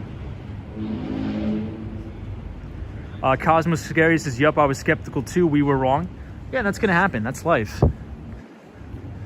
But in talking about the financial markets, you know, one of my really good buddies told me, he's like, look, if your goal, or if you're in the business of managing money, the goal isn't to be right. You're not looking to be right. You're just looking to make some money. And if you think about in terms of picking individual, only going to be right about 37% of the time. But the reason why they make money is because when they're wrong, they don't have massive egos. They just cut their losses. They move on. They're like, look, I was wrong. We're cutting out. And the winners, they freaking plow into them like there's no tomorrow. So it's not about being right or wrong. It's about making money. And that's what we're trying to do. But in this instance, look, I don't think anybody wants war. It's horrible. And the interesting thing about today, at least what I think, because there's so many conflicting stories, is that when Russia invaded Ukraine, I don't think there was any casualties. Well, at least I'm not sure if there was. But I mean, if a country invades another country, you would think they would be met with some resistance. But at least from right now, I don't think there's any casualties, but I could stand corrected on that. I'm not sure. Sabrina Fair says, who is Ray Dalio? Ray Dalio owns Bridgewater Investments, which is the largest hedge fund in the world. Tom says, Annie says, Tom, thoughts on Google stock split? Well, I think they really are trying to get in the Dow. I think the whole point is to get in the Dow Jones Industrial Average. That's what I think. Obama says oil prices will open at $300. Paranormal Witness Girl says, Tom, do you fly on private jets? I do not.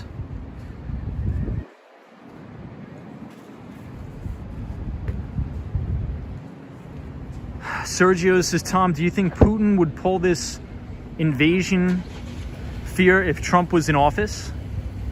Only one documented casualty in an invasion. I really don't know about that, to be honest. I really don't know.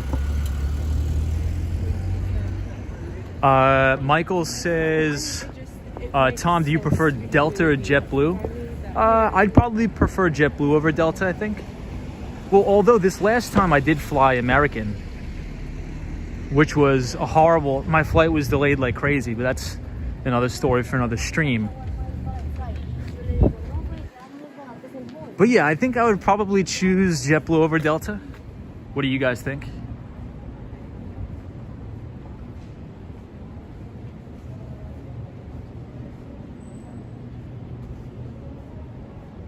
I'm gonna catch up on the comments. Yo, it's Techno Pink. What's up, man? It says Delta now, JetBlue has a lot of delays. You know, it's funny about that. Well, Techno Pink, good to see you, my friend. Techno Pink is our consultant friend at EY from the Dominican Republic. Always good to see you. Yeah, I mean, it's weird. I never had an issue with JetBlue. The only times I've had issues is really with American. But then again, I'm only flying from Miami, Florida to New York. Sometimes Fort Lauderdale, sometimes. Tony Smith, good to see you. Solo 401 says take the Amtrak. Maybe we'll try it. Kathy Lyons says Delta. Okay, so what's everybody's preferred airline? Let's see that. That would be an interesting survey in the chat. So everybody in the chat, put your preferred airline that you like to fly. Wow, check this setup here. That's a cool. Cyber Sparkles is JetBlue. Brian says Southwest. I've seen a lot of Delta. Spirit, okay. Interesting choice. Peter Webley says United. Wow. Jared Covey says Southwest. Cosmo Scary says the best experience I had was JetBlue. Eyeglass Lady says I'm no expert, but I use Southwest. Interesting. Well, Frontier and Spirit just went through a massive merger. Disney cast member says Alaska is a great company to work for as well. Obama says dad was Eastern Airlines.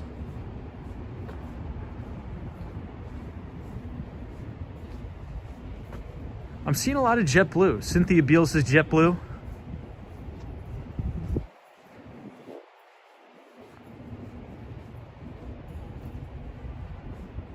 Yeah, Ryan Rodriguez says too bad airlines don't make a good one. That's probably the comment of the night right there. Techno Pink says I'm a JetBlue fam for real, but I've been hearing scary stories in the last month about JetBlue, so I don't trust at the moment.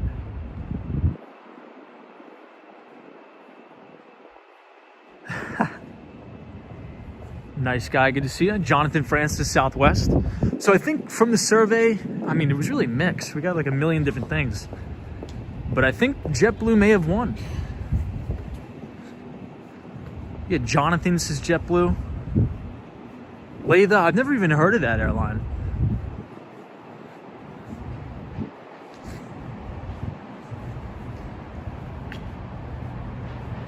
Dana Thompson says, Tom, I've only flown Alaskan airline. Wow. Shot by Scott says, Tom, am I blocked? No. Paul Stein says, the founder of JetBlue has started several successful airlines. Yeah, and I think JetBlue is a New York-based company. Is that correct?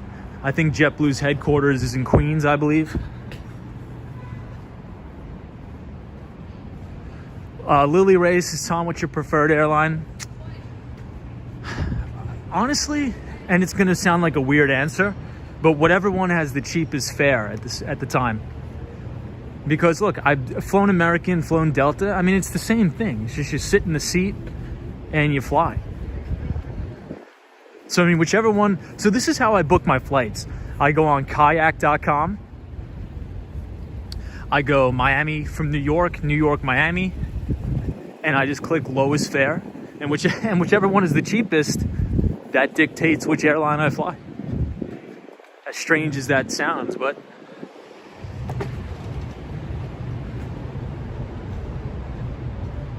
Disney cast member says Pan Pacific is luxurious. Sabrina Ferris says, Tom, oh, did they close down the coffee shop? Oh, no, it's not. Sorry about that. I just got disoriented for a second. Mini heart attack. I thought they closed down one of my favorite coffee shops, but they didn't. Thank God. It's right here. I may have to go here tomorrow. So this is one of the best coffee shops in New York. It's called Black Press Coffee. Actually, it's not. It's called Gasoline Alley Coffee.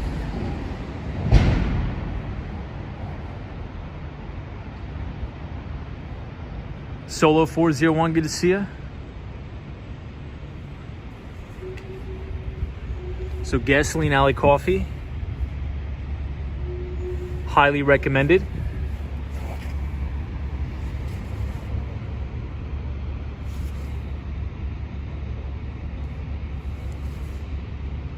But more so than this, guys, isn't it crazy that we have our very own, seriously, get ready, our very own viewer, the Walks on Wall Street channel, that actually owns a coffee company? Can you believe that? Well, you better believe it. So Joey in the chat owns his own coffee company.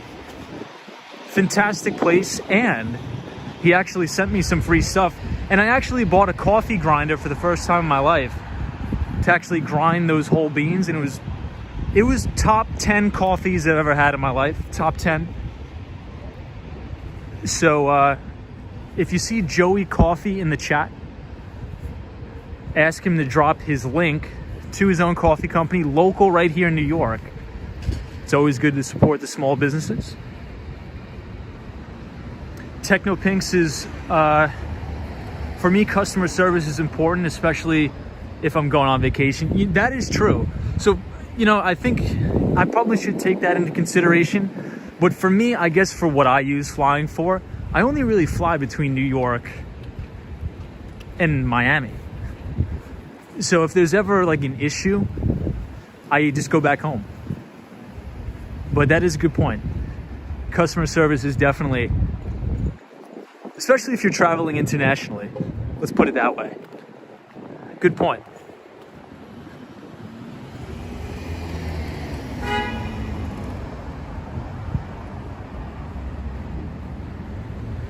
Hey, Tony Smith. Tony Smith, good to see you, my friend. Weston Mass Dave says, Tom, you love coffee. You know, I was thinking about this because I was watching an episode of the, dang, I forget what the podcast name is. Lex Friedman. The Lex Friedman podcast. And it was actually this guy that, I forget his name. I'm going to have to drop the link in the description. But he was talking about people's reaction to caffeine and how you could actually get addicted to it. And I think I may have a caffeine addiction. And I don't think that's good. I really don't think that's good at all. Because I notice if like, some days if I don't have coffee, I may get maybe a little bit lethargic, get a headache. My mood is a little bit different. And I think that could potentially be a problem. But I guess it's better than being addicted to heroin or something like that. So I guess I'll just stay with this. Franklin says, I'll go to sleep now, Tom. Franklin, have a great night. Thank you for joining, and I hope you are well in Brazil. Hey, Jonathan Francis, Tom, the Food and Wine Expo is in South Beach next week.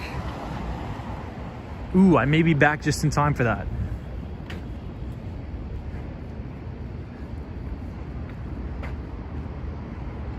Paranormal Witness Girl says, when you travel from Miami to New York City, what kind of bag do you take? I'll show you.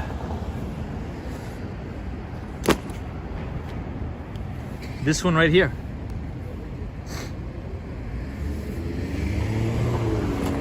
I tend to travel light.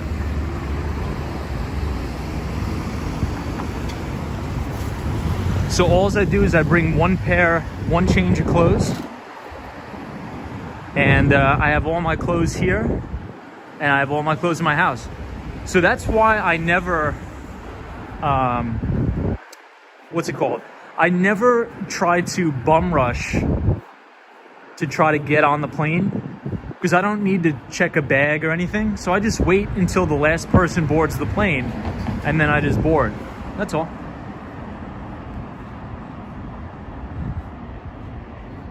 Ruby Falcone.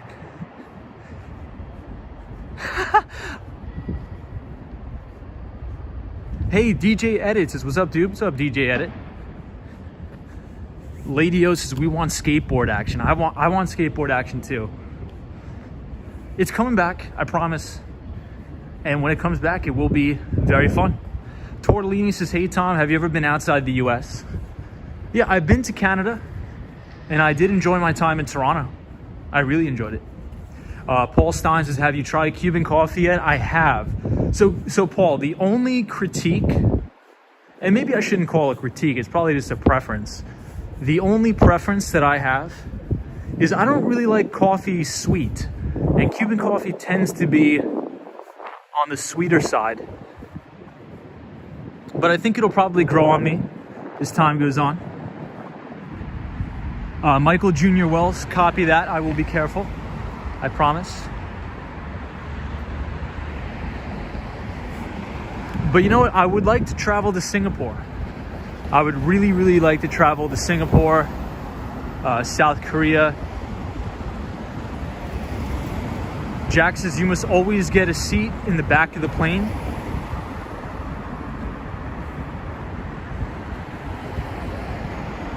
Dana Thompson says, Pike Place blend at Starbucks is the bomb. Yeah, I think that may be their lighter roast of coffee, perhaps. I agree. Oh, Shot by Scott says, Tom, have you ever had coffee at Joe and the Juice? I have. That place is pretty good too. Mike S says, I take my old bag when I travel too.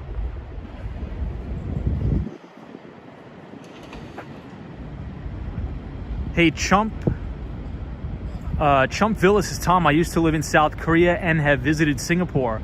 Both great places to live. Man, now you're making me want to go there even more right now. Mario says, hey, do you consider yourself free? I do. I do consider myself free, thank God. Nice Guy, I'm not sure why. So Nice Guy says, Tom, why is Joe sending troops to the Ukraine, but our streets are run by evildoers? I don't think we are sending troops to the Ukraine. Are we? I mean, if we are, that's news to me. I didn't think we were.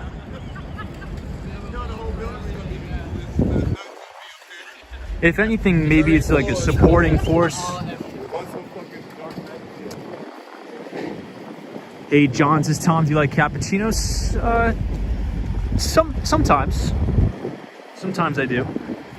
Oh, but everybody, we are here at 51 Astor Place. You know what that means. This is the IBM Watson building, but as we talked about on the stream, IBM actually sold their healthcare unit of Watson. And it's funny because a couple of years ago, I was actually interviewing to be an account executive or an enterprise account executive, specifically selling into the healthcare market for IBM Watson. I guess I dodged a bullet there because they are selling that unit.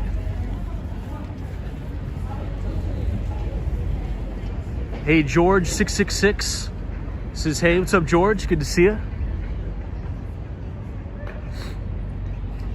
Hey, Van Redford says, just subscribed. Thank you, everybody, for subscribing. It's been really crazy. I'm really, really glad people are enjoying the content. I appreciate it. And even more so than that, I really, really appreciate everybody who's subscribed to the Behind the Street newsletter. We have over 500 people reading the newsletter, and it has an open rate, because I look at the analytics, 80% of the people who are getting the Behind the Street newsletter emailed to them are reading it. That's insane. So thank you guys for that. It's unreal. I have a lot more stuff planned for this channel. So I appreciate it. Really do appreciate it, and I'm having fun. And that's the most important thing. Having fun, having a good time, and talking to all of you. Paul Stein says, Tom, I think we sent the troops to Poland and not Ukraine.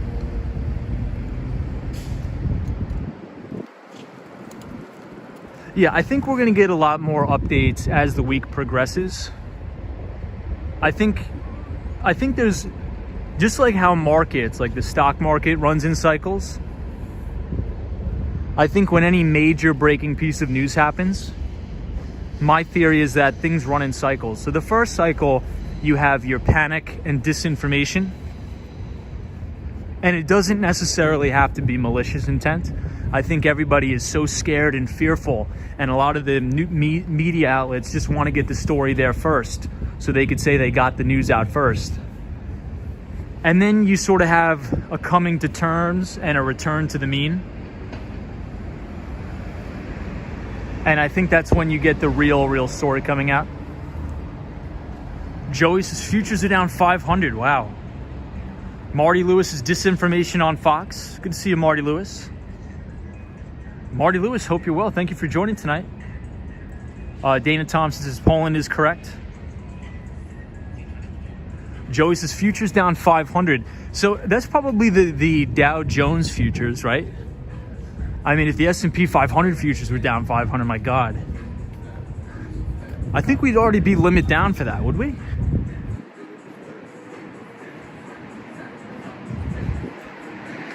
Yeah, crypto has been taking a beating too.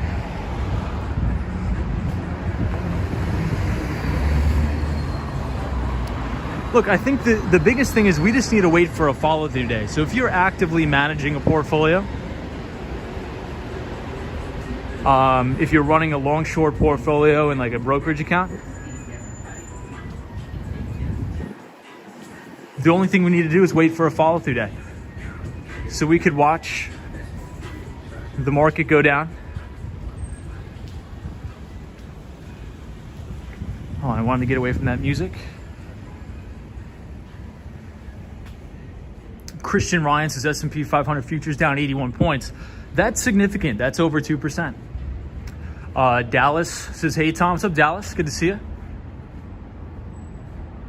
Obama says, Tom, if Biden cuts Russia off of SWIFT payment system, Scurvy Tooth says, get some chips for the dip tomorrow. That's actually pretty good. Yeah, Brian says the truck needs a cleanup job.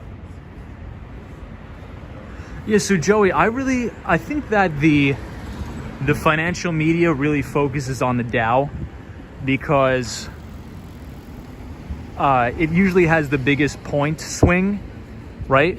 But I think a better gauge, I don't even really look at the Dow. It's only 30 companies.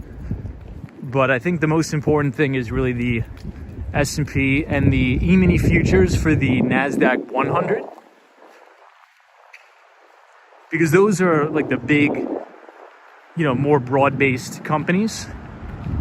But I think that, CNBC will write articles on the Dow because, if the Dow's down 1,000 points, that's like, wow, that's a big headline, 1,000 points. But it's only 30 companies. Hey, John says, good night, Tom. I'm going to sleep soon. Thank you, John. Appreciate it. Hey, Nicholas Peters says, wow, it's dead out there. Yeah, it is Monday. It is President's Day.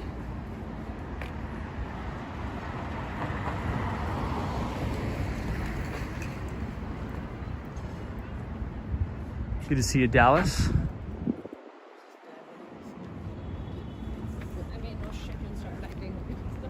Wow, check out the Empire State Building from here. Crazy.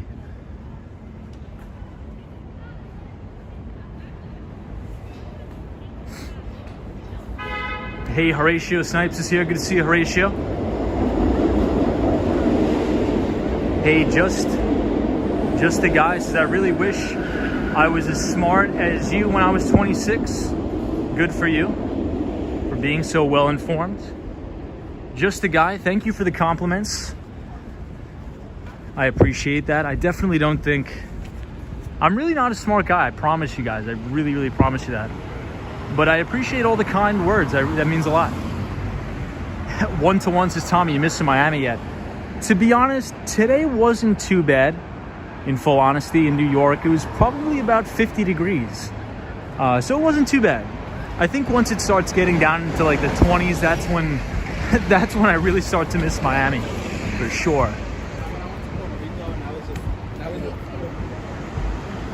Hey, Lena Sandoval is here. What's up, Lena Sandoval? Good to see you. So we're crossing East 12th Street. We're coming up on Union Square. And I think this is where Michael Jr. works, very close to here at the Whole Foods.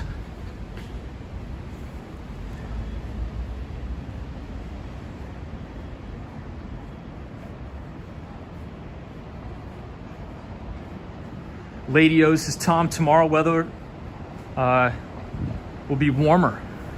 Well, that's freaking fantastic news. I love that. David says, Tom, we're gonna get 62 degrees on Wednesday. That's gonna be awesome. Cheryl says, hey, Tom, I love your live streams. They're always so interesting. Well, thank you for being here. I appreciate it. Thank you for being here. Libba says, the streets seem so quiet for New York City. Yeah, I think it's because the majority of the time we're streaming in Midtown. That's where the majority of the tourists are. But when we get up to 34th Street and 42nd, you guys are gonna see a lot more people. But usually downtown, especially after like 8 o'clock, there's no people. And plus, today is a holiday, so not a lot of people were in New York City today. It was President's Day, so a bank holiday. Obviously, the stock markets were closed. So I think that's probably one of the reasons for the lack of people.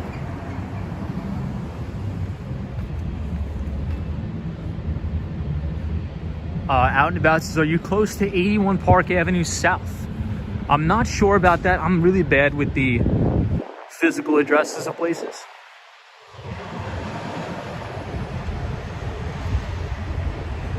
Kings, I appreciate the comment, but please don't put things like that in the comments, please.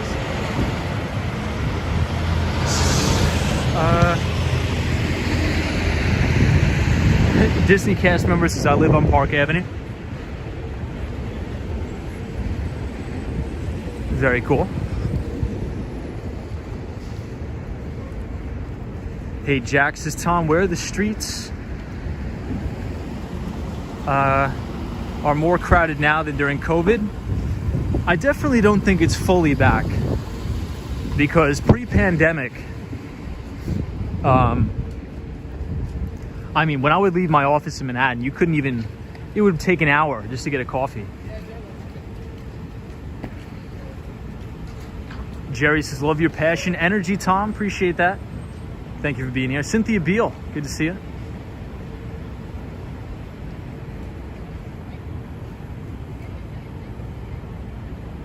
Nice guys. New York City is more crowded now than most U.S. cities at rush hour.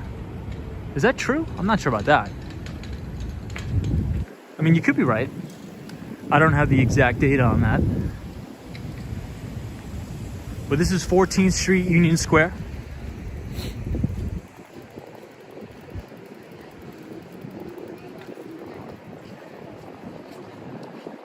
We are headed uptown.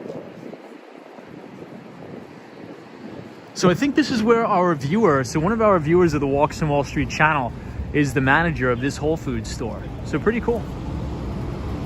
Hey, Nicole is here. Says, how did you get from Times Square to Union Square that fast? Did you teleport? So we weren't in Times Square. We were down near Chinatown. So Times Square is all the way up to 42nd Street. But we did walk quite a bit. But Nicole, it's good to see you. Thank you for joining. Nicole Marie, good to see you. Mario says, what are you motivated by in life? I'm curious. What am I motivated by? That's actually a pretty good question. I think it's just, I'm motivated by the possibilities. I'm motivated by the possibilities. Michael Jr. says, Tom, please be sure to come by on Friday. You know, if I'm still in New York, I'll probably come by, actually. I'll probably come by on Friday.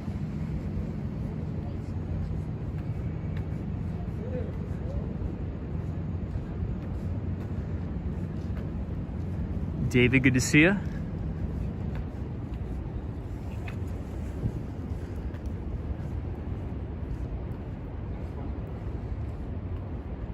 Chris says, I like that, Tom. Possibilities.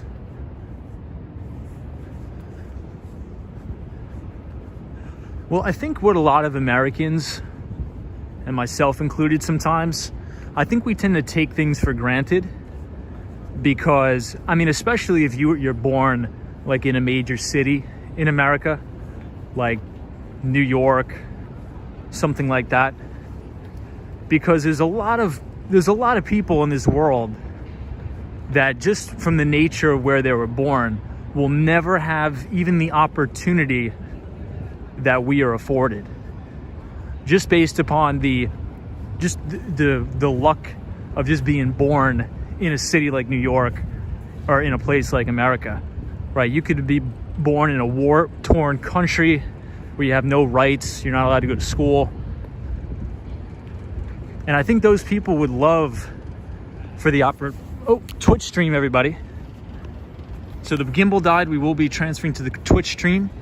But yeah, I think, you know, as I was saying, you know, there's a lot of people that don't even have the opportunities that we even have just from being in America.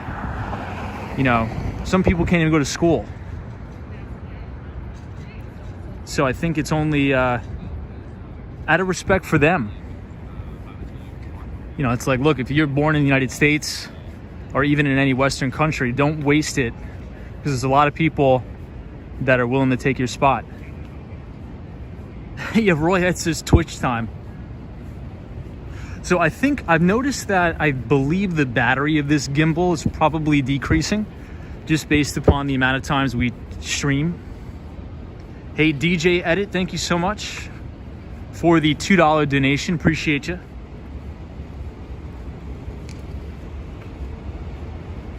Hey, Michael Welch Jr., thank you. I appreciate that very much. Randy says you should stream on a city bike. That would be fun. Sierra C says, yes, absolutely true. Don't take our blessings for granted. City bike would be awesome. A says, what's your Twitch channel? So I don't have a Twitch channel. I just say Twitch stream because a lot of the Twitch streams I watch are very shaky, like the camera's very shaky. So whenever the gimbal dies, I always make that analogy. But the good news is we're on 18th Street and we're about to see a view of the Empire State Building that is so good, that is so phenomenal. As I like to say, it may just rip your face off. I like to call it a face-ripping view. And we're pretty close to that, so I'm very happy and optimistic for that.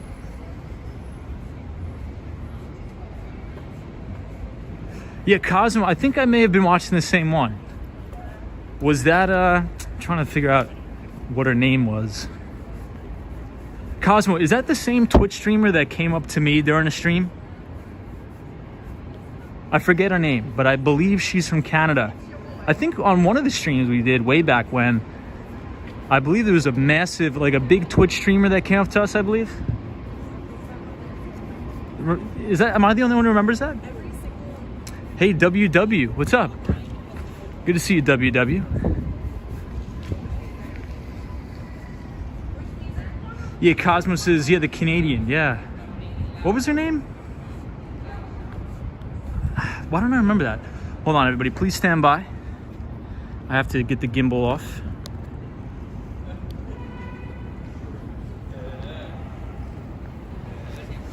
Okay, we are good now.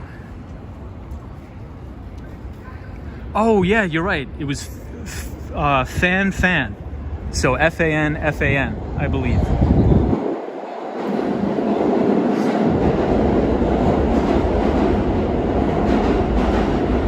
Yeah, Mike S is working in New York City during the 2020 riots. It was scary. Hey, Sierra friend. What's up, Sierra? Says, I remember when she came up to you. Yeah, I believe her channel was called Fan. So Fan. But I believe she's from Canada. I believe she's Canadian. Kim Grant says, have a good night, Tom and everybody. Good to see you. Whoa, Kim.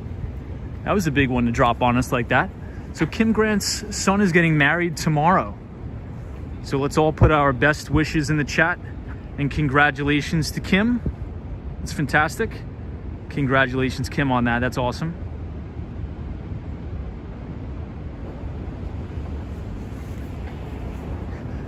Kim, that's something like so casual. Hey, Tom, I'll see you later. Yeah, my son's just going to get married tomorrow. No big deal. No biggie. That's awesome. Congrats. Hey, hello from Japan. This is Amit. Good to see you.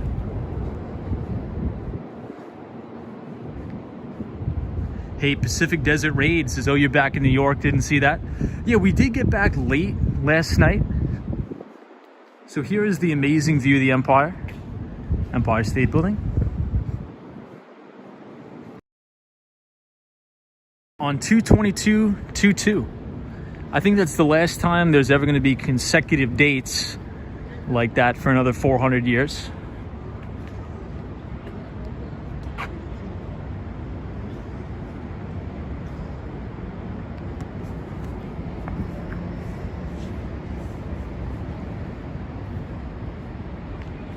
Hey, Kevin Sunderland, thank you so much for the support, my friend. The one and only Kevin Sunderland, thank you so much. Says that is a face-ripping view of the Empire State Building. I agree, love it. Kevin, we are down big, almost limit down on the futures, Kevin. So we'll be sure to stay on top of that. But Kevin, thank you so much for the support and the $10 donation to the channel. Appreciate you.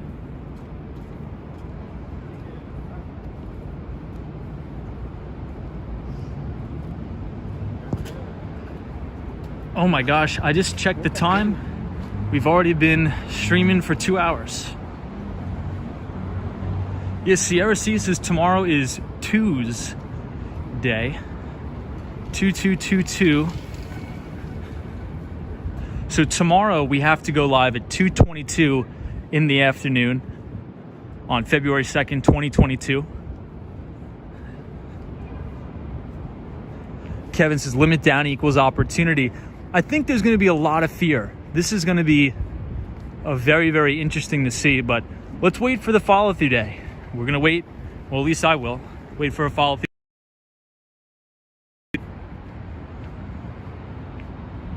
Yeah, and we're on 22nd Street. So we'll go live tomorrow at 2:22 in the afternoon from 22nd Street on February 22nd of 2022. How does that sound? If you guys like that idea, leave a like on the video for going live on 22nd Street on February 22nd, 2022 at 2:22 in the afternoon.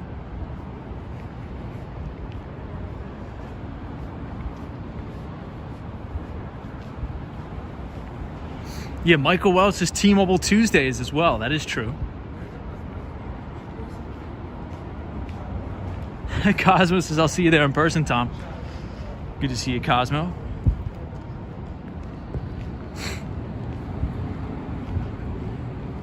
Jared Covey says that's 1:22 Central Time.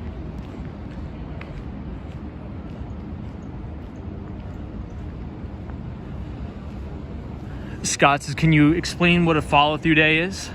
So a follow-through day is when the market closes up or closes green on higher than average volume in a downtrend. right? So let's say if the S&P 500, so for example, Scott, if you look at the last edition of the Behind the Street newsletter, so if you type !news in the chat, NEWS, I wrote a piece about the Persian Gulf War and what happened during Operation Desert Storm. On the day of the invasion, the S&P 500 rallied 4% on higher than average volume during a downtrend. And that is a sign that institutional investors are beginning to redeploy capital in the market. So what you don't want to do is you don't want to aimlessly buy in a downtrend. That's called trying to time the bottom. But what we can do is we could try to identify areas. Oops, sorry about that. We could try to identify areas of the market where it could potentially be a bottoming opportunity. And that usually happens on days when the market closes positive, either like 1 or 2% on thunderous volume. And that's usually a sign that institutional investors, the big investment banks, the hedge funds, sovereign wealth funds are buying the market.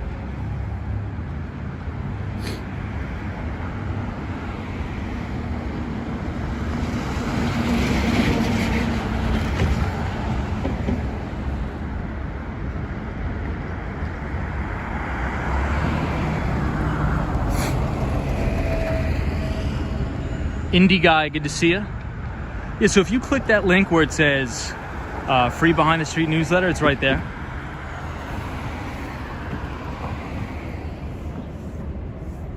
And so next week we will be having the audio version. So along with the email, if you guys don't have time to read it, I'm going to try to integrate an audio version where I'm reading it. So potentially that would make it a little bit easier on everybody.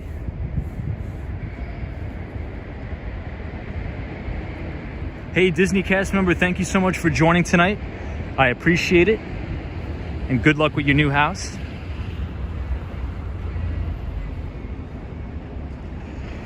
Hey, Andre says hello from Brazil. Good to see you, Andre. Could we get a quick time check in the chat? I just want to make sure I'm not late for the train. Lady O says, Tom, thank you for the Little Italy walk. Thank you, Lady O, for being here. Appreciate it.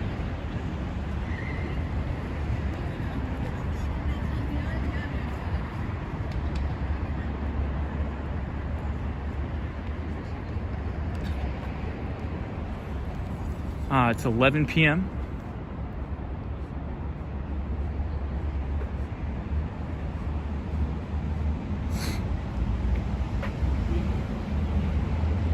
Sunshine after rain, what's going on?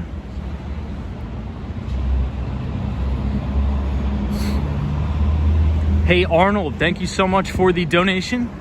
I appreciate you, my friend. Thank you, Arnold. Thank you everybody for the support. Appreciate it very, very, very much. Randy says, Tom, grab some gelato next time. We'll definitely have to do that. Hey everybody, we got Gio here.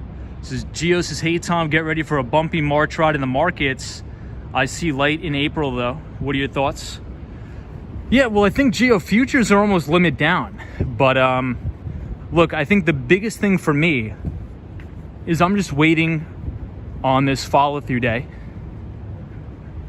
We did have one 2 weeks ago, but that was invalidated. So we cut our losses and we move on. But I think that in terms of growth stocks, these things have already been hammered down, sometimes 80%. And I think a lot of those will never see new all-time record highs again. But there is opportunity in the growth stocks that actually do have earnings and do have unbelievable earnings growth, sales growth, positive return on equity, great free cash flow, and great margins too. So those are the ones we need to focus on. But yeah, I think that, you know, as we've been talking about the biggest thing for this year is that we are in a midterm election cycle. And if you look at the data, 9 times out of 10, the first 2 quarters, so Q1 and Q2, tend to be very negative for the market. You know, market is either usually down to flat, but then on the tail end of the year, into Q3 and Q4, that's when we see some positive performance. So I think the market is, number one, waiting on the outcome of those midterm elections. Hey, Angela Davis is here. Good to see you.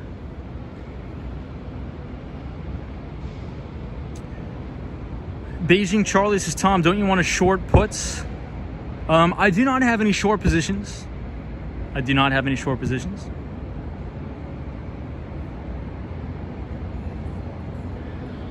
Paranormal Witness Girl says, I hope you can do a 4-hour plus walk.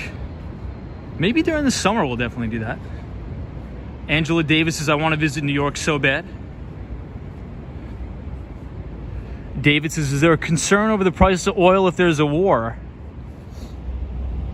You know, I actually think if there's an all-out massive war, I really do believe that it'll be sort of like a sell the news event. And I actually think that'll probably be a good opportunity to sell into strength, perhaps. Hey, Mario says, just subscribe to the newsletter. Thanks for the walk. Have a great night. Hey, thank you, Mario. Appreciate it. Nice guy says, Tom, are you in the options? The only time I ever really in the options market is if I'm hedging an existing position.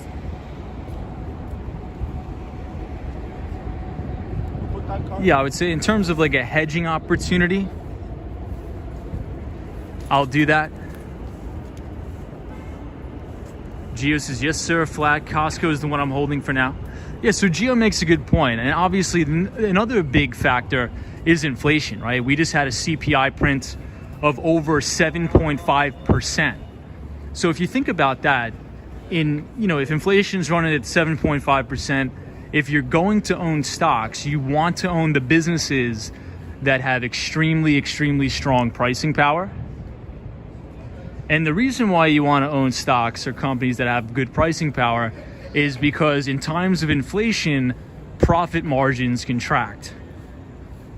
So for example, let's say if you're selling coffee and the price of your coffee beans go up, and if you're selling coffee for $2 a cup, well, your profit margins are going to contract. But let's say if you have a big brand of coffee like Starbucks, you can afford to raise prices, because even though you raise prices, customers are still going to buy from you because you have such a strong brand and a loyal audience.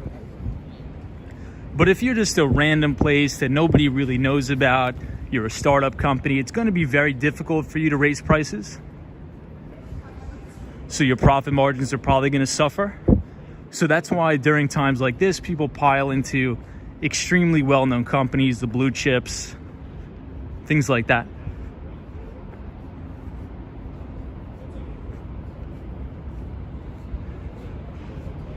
Pacific Desert Raid agreed. Essentially what corporations will do is they'll pass these price increases on to the customer, and they'll maintain their profit margins, or if anything, they'll actually expand their profit margins. Indie Guy says, Tom, do you have a Series 6? I do not. I actually work in enterprise tech sales. But I think down the road, maybe very far down the road, I may want to manage money. But I'm in enterprise tech sales. Good to see you, Indie Guy. I really wish I had the skateboard in times like this.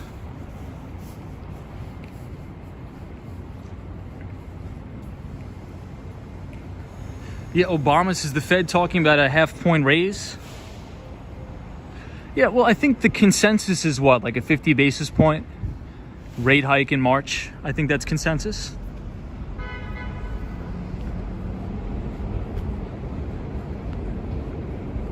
Nice guys, his options trading is insane. Yeah, I think like a lot of retail traders, they'll be very attracted to the options market because they see the ability to make a lot of money. But I think the vast majority of those people will soon lose their money because I really don't, I think they understand how options are priced, because options are derivatives. Look at this guy.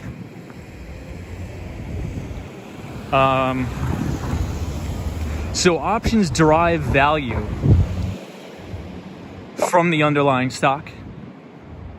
So, for example, a call option gives you the right but not the obligation to buy 100 shares of the underlying security. So you have to take into consideration volatility. So if the VIX is extremely elevated, you'll probably be going to be paying a lot for those options. And a lot of times, even if the stock price moves in the way you want, if the VIX sells off, that's going to hit the premium of your options. That's called volatility crush or vol crush. So I think a lot of retail traders don't understand the Greeks and how options are priced. So I think if you're not a sophisticated investor, I think I would stay away from options. And there's really no need to pony up on the very high leverage derivative products. But if you want to, give it a go.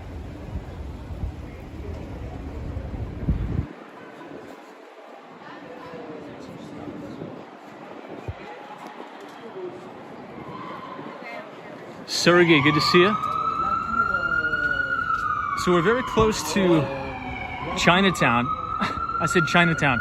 Koreatown. We were just in Chinatown, walking to Koreatown.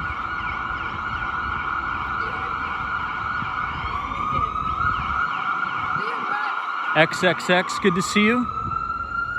We are on 32nd Street, Korea Way, one of my favorite places in the city. And check this out. Are you guys ready? Get a load of this view of the Empire. Beautiful view of the Empire State Building.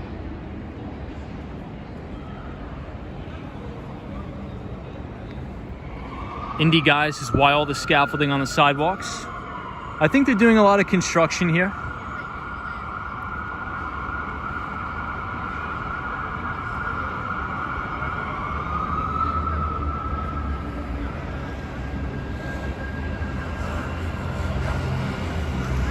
Little Bank, good to see you. Yeah, Pacific Desert Raids says Domino's Pizza have been performing well. Beijing Charlie says, what do you think of Riot Blockchain? I don't really think much about him. WW says, hey Tom, the very last episode of Arthur actually aired today. Not sure if you know that or even watched that. As a kid, I did. It was one of my favorite shows as a kid. I did not know that.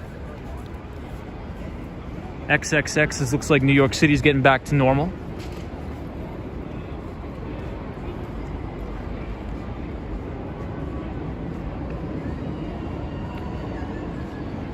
Yeah, Pacific Desert Raids, like Tom, you can never go down a street in Manhattan without seeing a Mercedes S-Class parked on the sidewalk. Very true.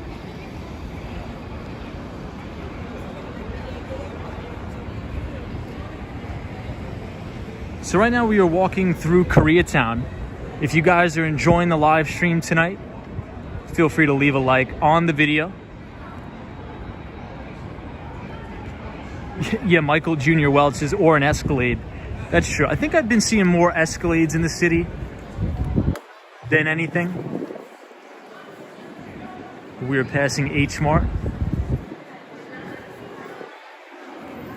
One of my favorite grocery stores in New York.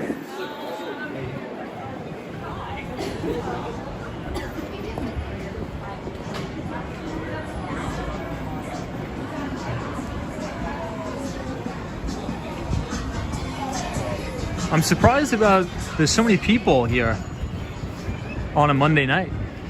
Well, I guess Koreatown is always seems to be packed.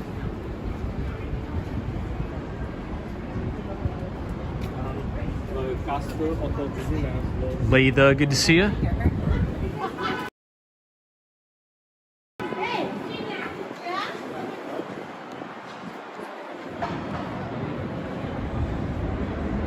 Oh yeah, Joey, that's true. So winter break, I think a lot of the colleges are going on what? Winter break or is it spring break?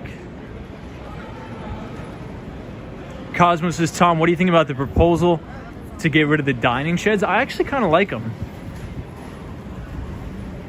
What do you think, Cosmo? I actually kind of like the outdoor dining setup. I think it adds more character to the city, in my opinion. I know a lot of people think they're annoying, but in my view, I actually kind of like them. I'll show you guys what they look like across the street. So what do you guys think? Do you guys think that the city should take these down or leave them up? I think they should leave them up. Cosmos is saying they are very cool.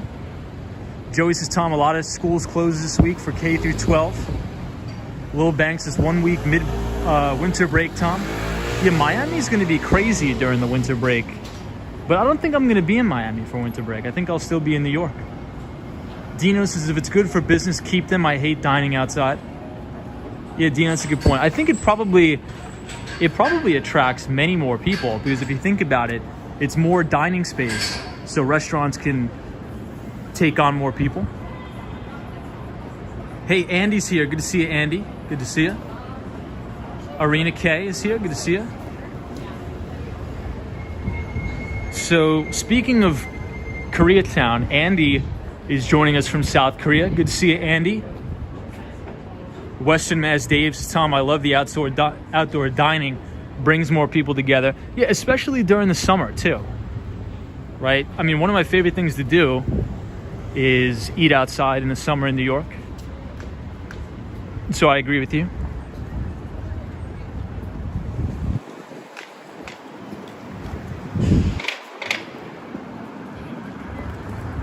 Sunshine After Rain says, I agree, leave them.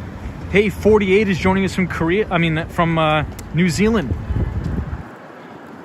What's up, 48? Hope you're having a good day. So today was President's Day in the United States, and in Canada, it was also a holiday. What was the Canadian holiday called today? Was it Friendship Day or Family Day, I believe? I think it was Family Day. The Canadians in the chat, feel free to correct me. So check out this view of the Empire State Building. Hey, David is here. What's up, David? Mike C says, is there AC in those dining sheds? I don't think so. Hey, Russell Miller says, as always, much love from Philly. Good to see you.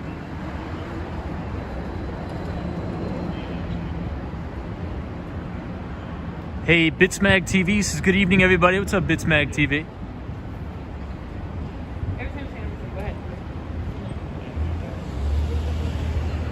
Hey, Ryan Rodriguez is going to call it a night. Have a great day. DM'd you on the IG about the energy storage paper. Hey, Ryan, thank you for that. Appreciate it, Ryan. I'll take a look at it, I promise.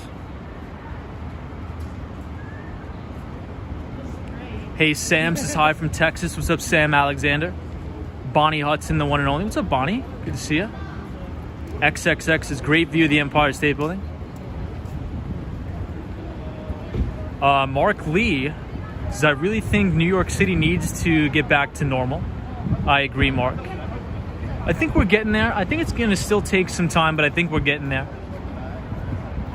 Any good restaurants you recommend? Yes. So if you like Korean barbecue, right here is the best Korean barbecue restaurant in all of New York City. It's called Baekjung. I'll show you guys right here.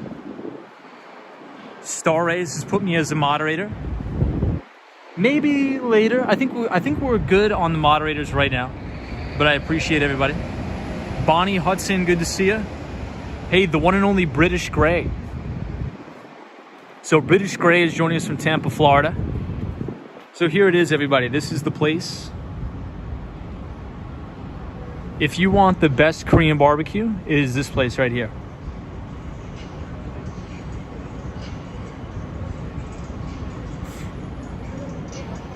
Hey, Michael says, you've eaten there 3 times. I've probably been here about, I don't know, about 10, maybe 8 times.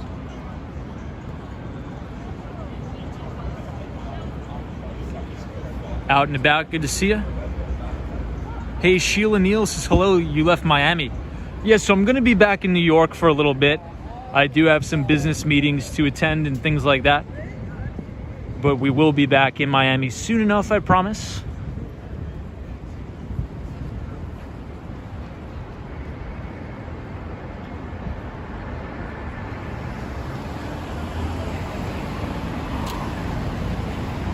Brian says, I love Korean barbecue.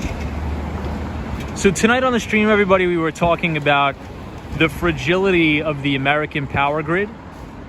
So I won't go into the whole spiel because we already covered that ad nauseum on the channel. But if you want to take a look at the article for context, if you type !power, P-O-W-E-R, the Nightbot will drop the Wall Street Journal article that we were referring to tonight on the stream. Vivikas says, hello, my friend. Good to see you.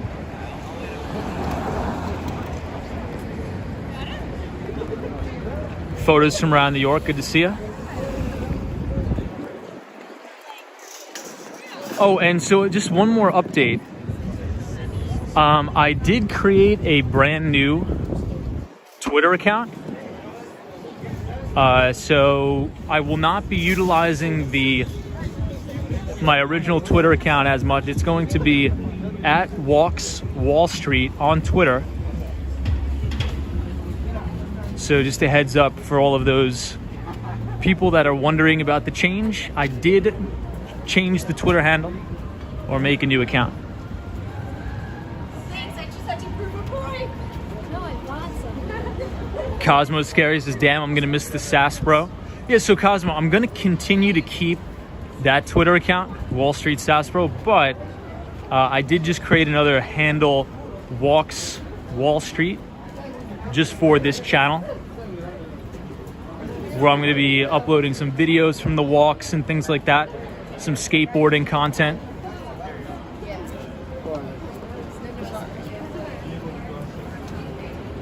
Paranormal Witness Girl, I will do that when I go back to Miami. Sunshine after rain.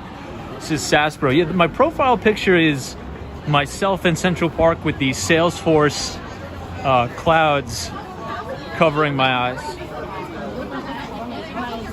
One of my good buddies edited that photo when I used to work at my last company.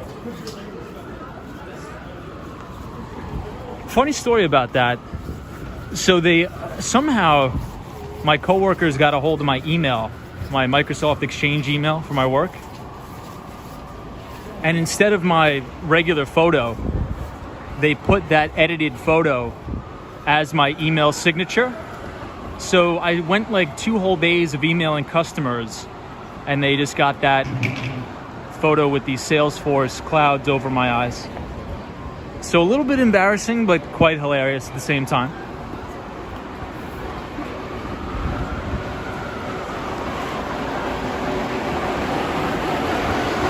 Hey, Gregory, good to see you.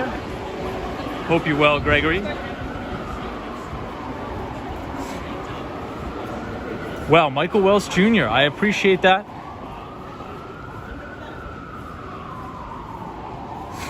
Ah, fascinating. So that they should get rid of the dining sheds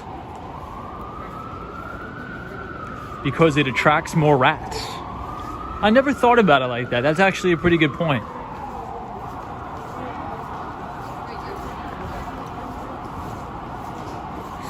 Hey, Horatio Snipes. Hey, George Romano is here. What's up, George? Yeah, little bank, thank God. That is true.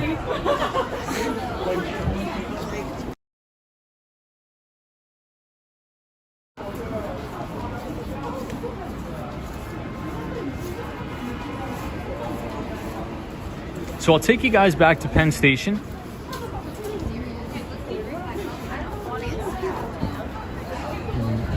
Where I will get on the train. So maybe we'll try to take a lap around the Moynihan train station. Or at least we may attempt to.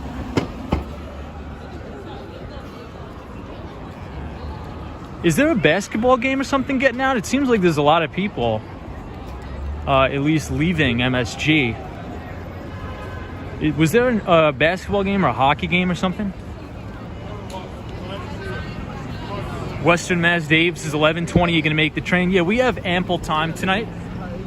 We have ample time to get the train.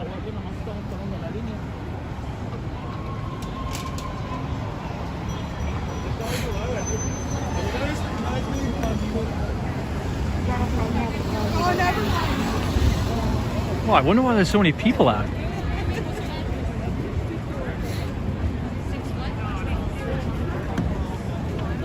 Jared says there's no NBA.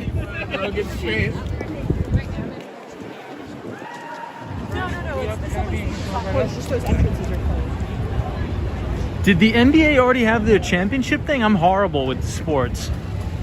That is what I said. Which way is...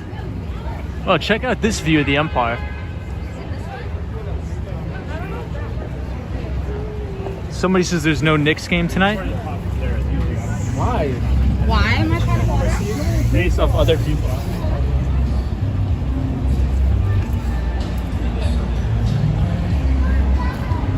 Oh yeah.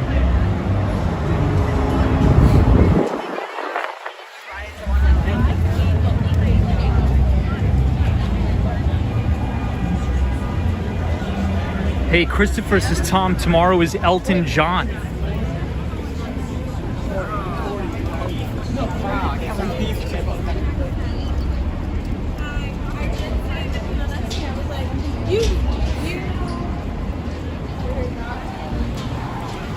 Some kind of concert.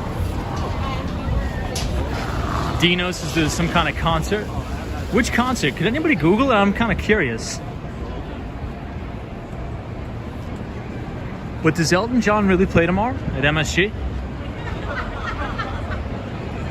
Cosmo Scary says John Mayer. Very cool.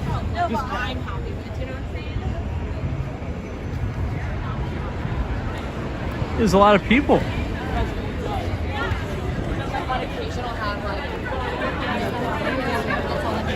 All right, everybody in the chat, what is your favorite John Mayer song? Favorite John Mayer song in the chat.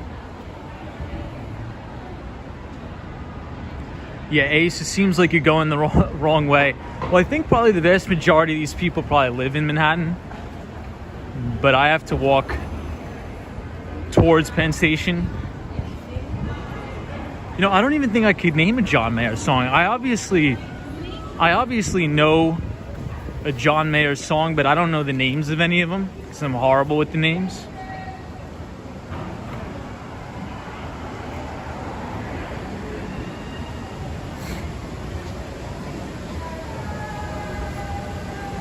Ooh, Michael Jr. says the LIRR is having some issues tonight. Well, that would suck.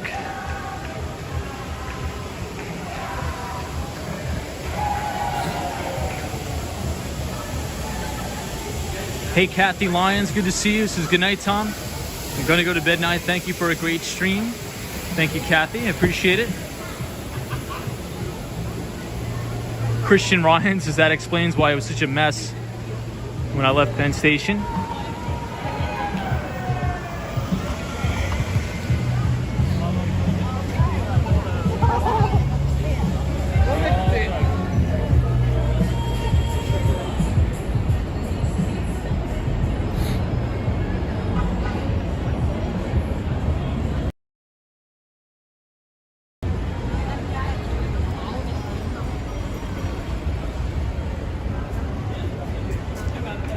Christian says John Mayer, the song Daughters. I think I know that song. That's a good song.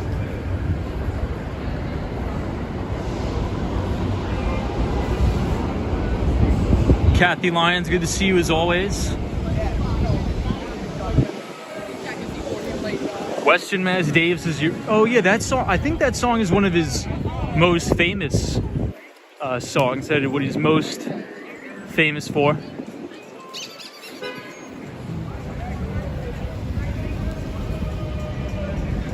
But everybody, we are going to end the stream. So I appreciate everybody joining today. I hope everybody had a good time, enjoyed the stream. We'll be watching the futures. The futures are in deep red territory tonight. We will be experiencing some volatility on Wall Street tomorrow. I will be sending out the Behind the Street newsletter to everybody tomorrow. So if you haven't signed up, if you type !news, N-E-W-S in the chat, the Nightbot will drop the link to the Behind the Street newsletter. And I will see everybody right back here tomorrow on the stream. Joey Coffee, thank you so much for joining. The one and only Brian. Blackie Ted, thank you. Lil Bank, photos from around New York. Pacific Desert Raid. Cosmo Scary, Atomic Skittles, Mike. The Aviator, good to see you, my friend. Michael Jr., appreciate you as always. Appreciated. Dino, Western Mass, Dave, Otto. Who else we got? Sunshine After Rain, Cosmo Scary, Cool On 516, I appreciate it. Pacific Desert Raid, Otto, Leonardo W, WW, the Aviator, JMTS Productions, and everybody. And to the Mighty Bull, have a good night wherever you are, because there is always a bull market somewhere. You just need to know where to look, and I'll see everybody right back here on the stream live from New York City tomorrow. Take it easy, everybody.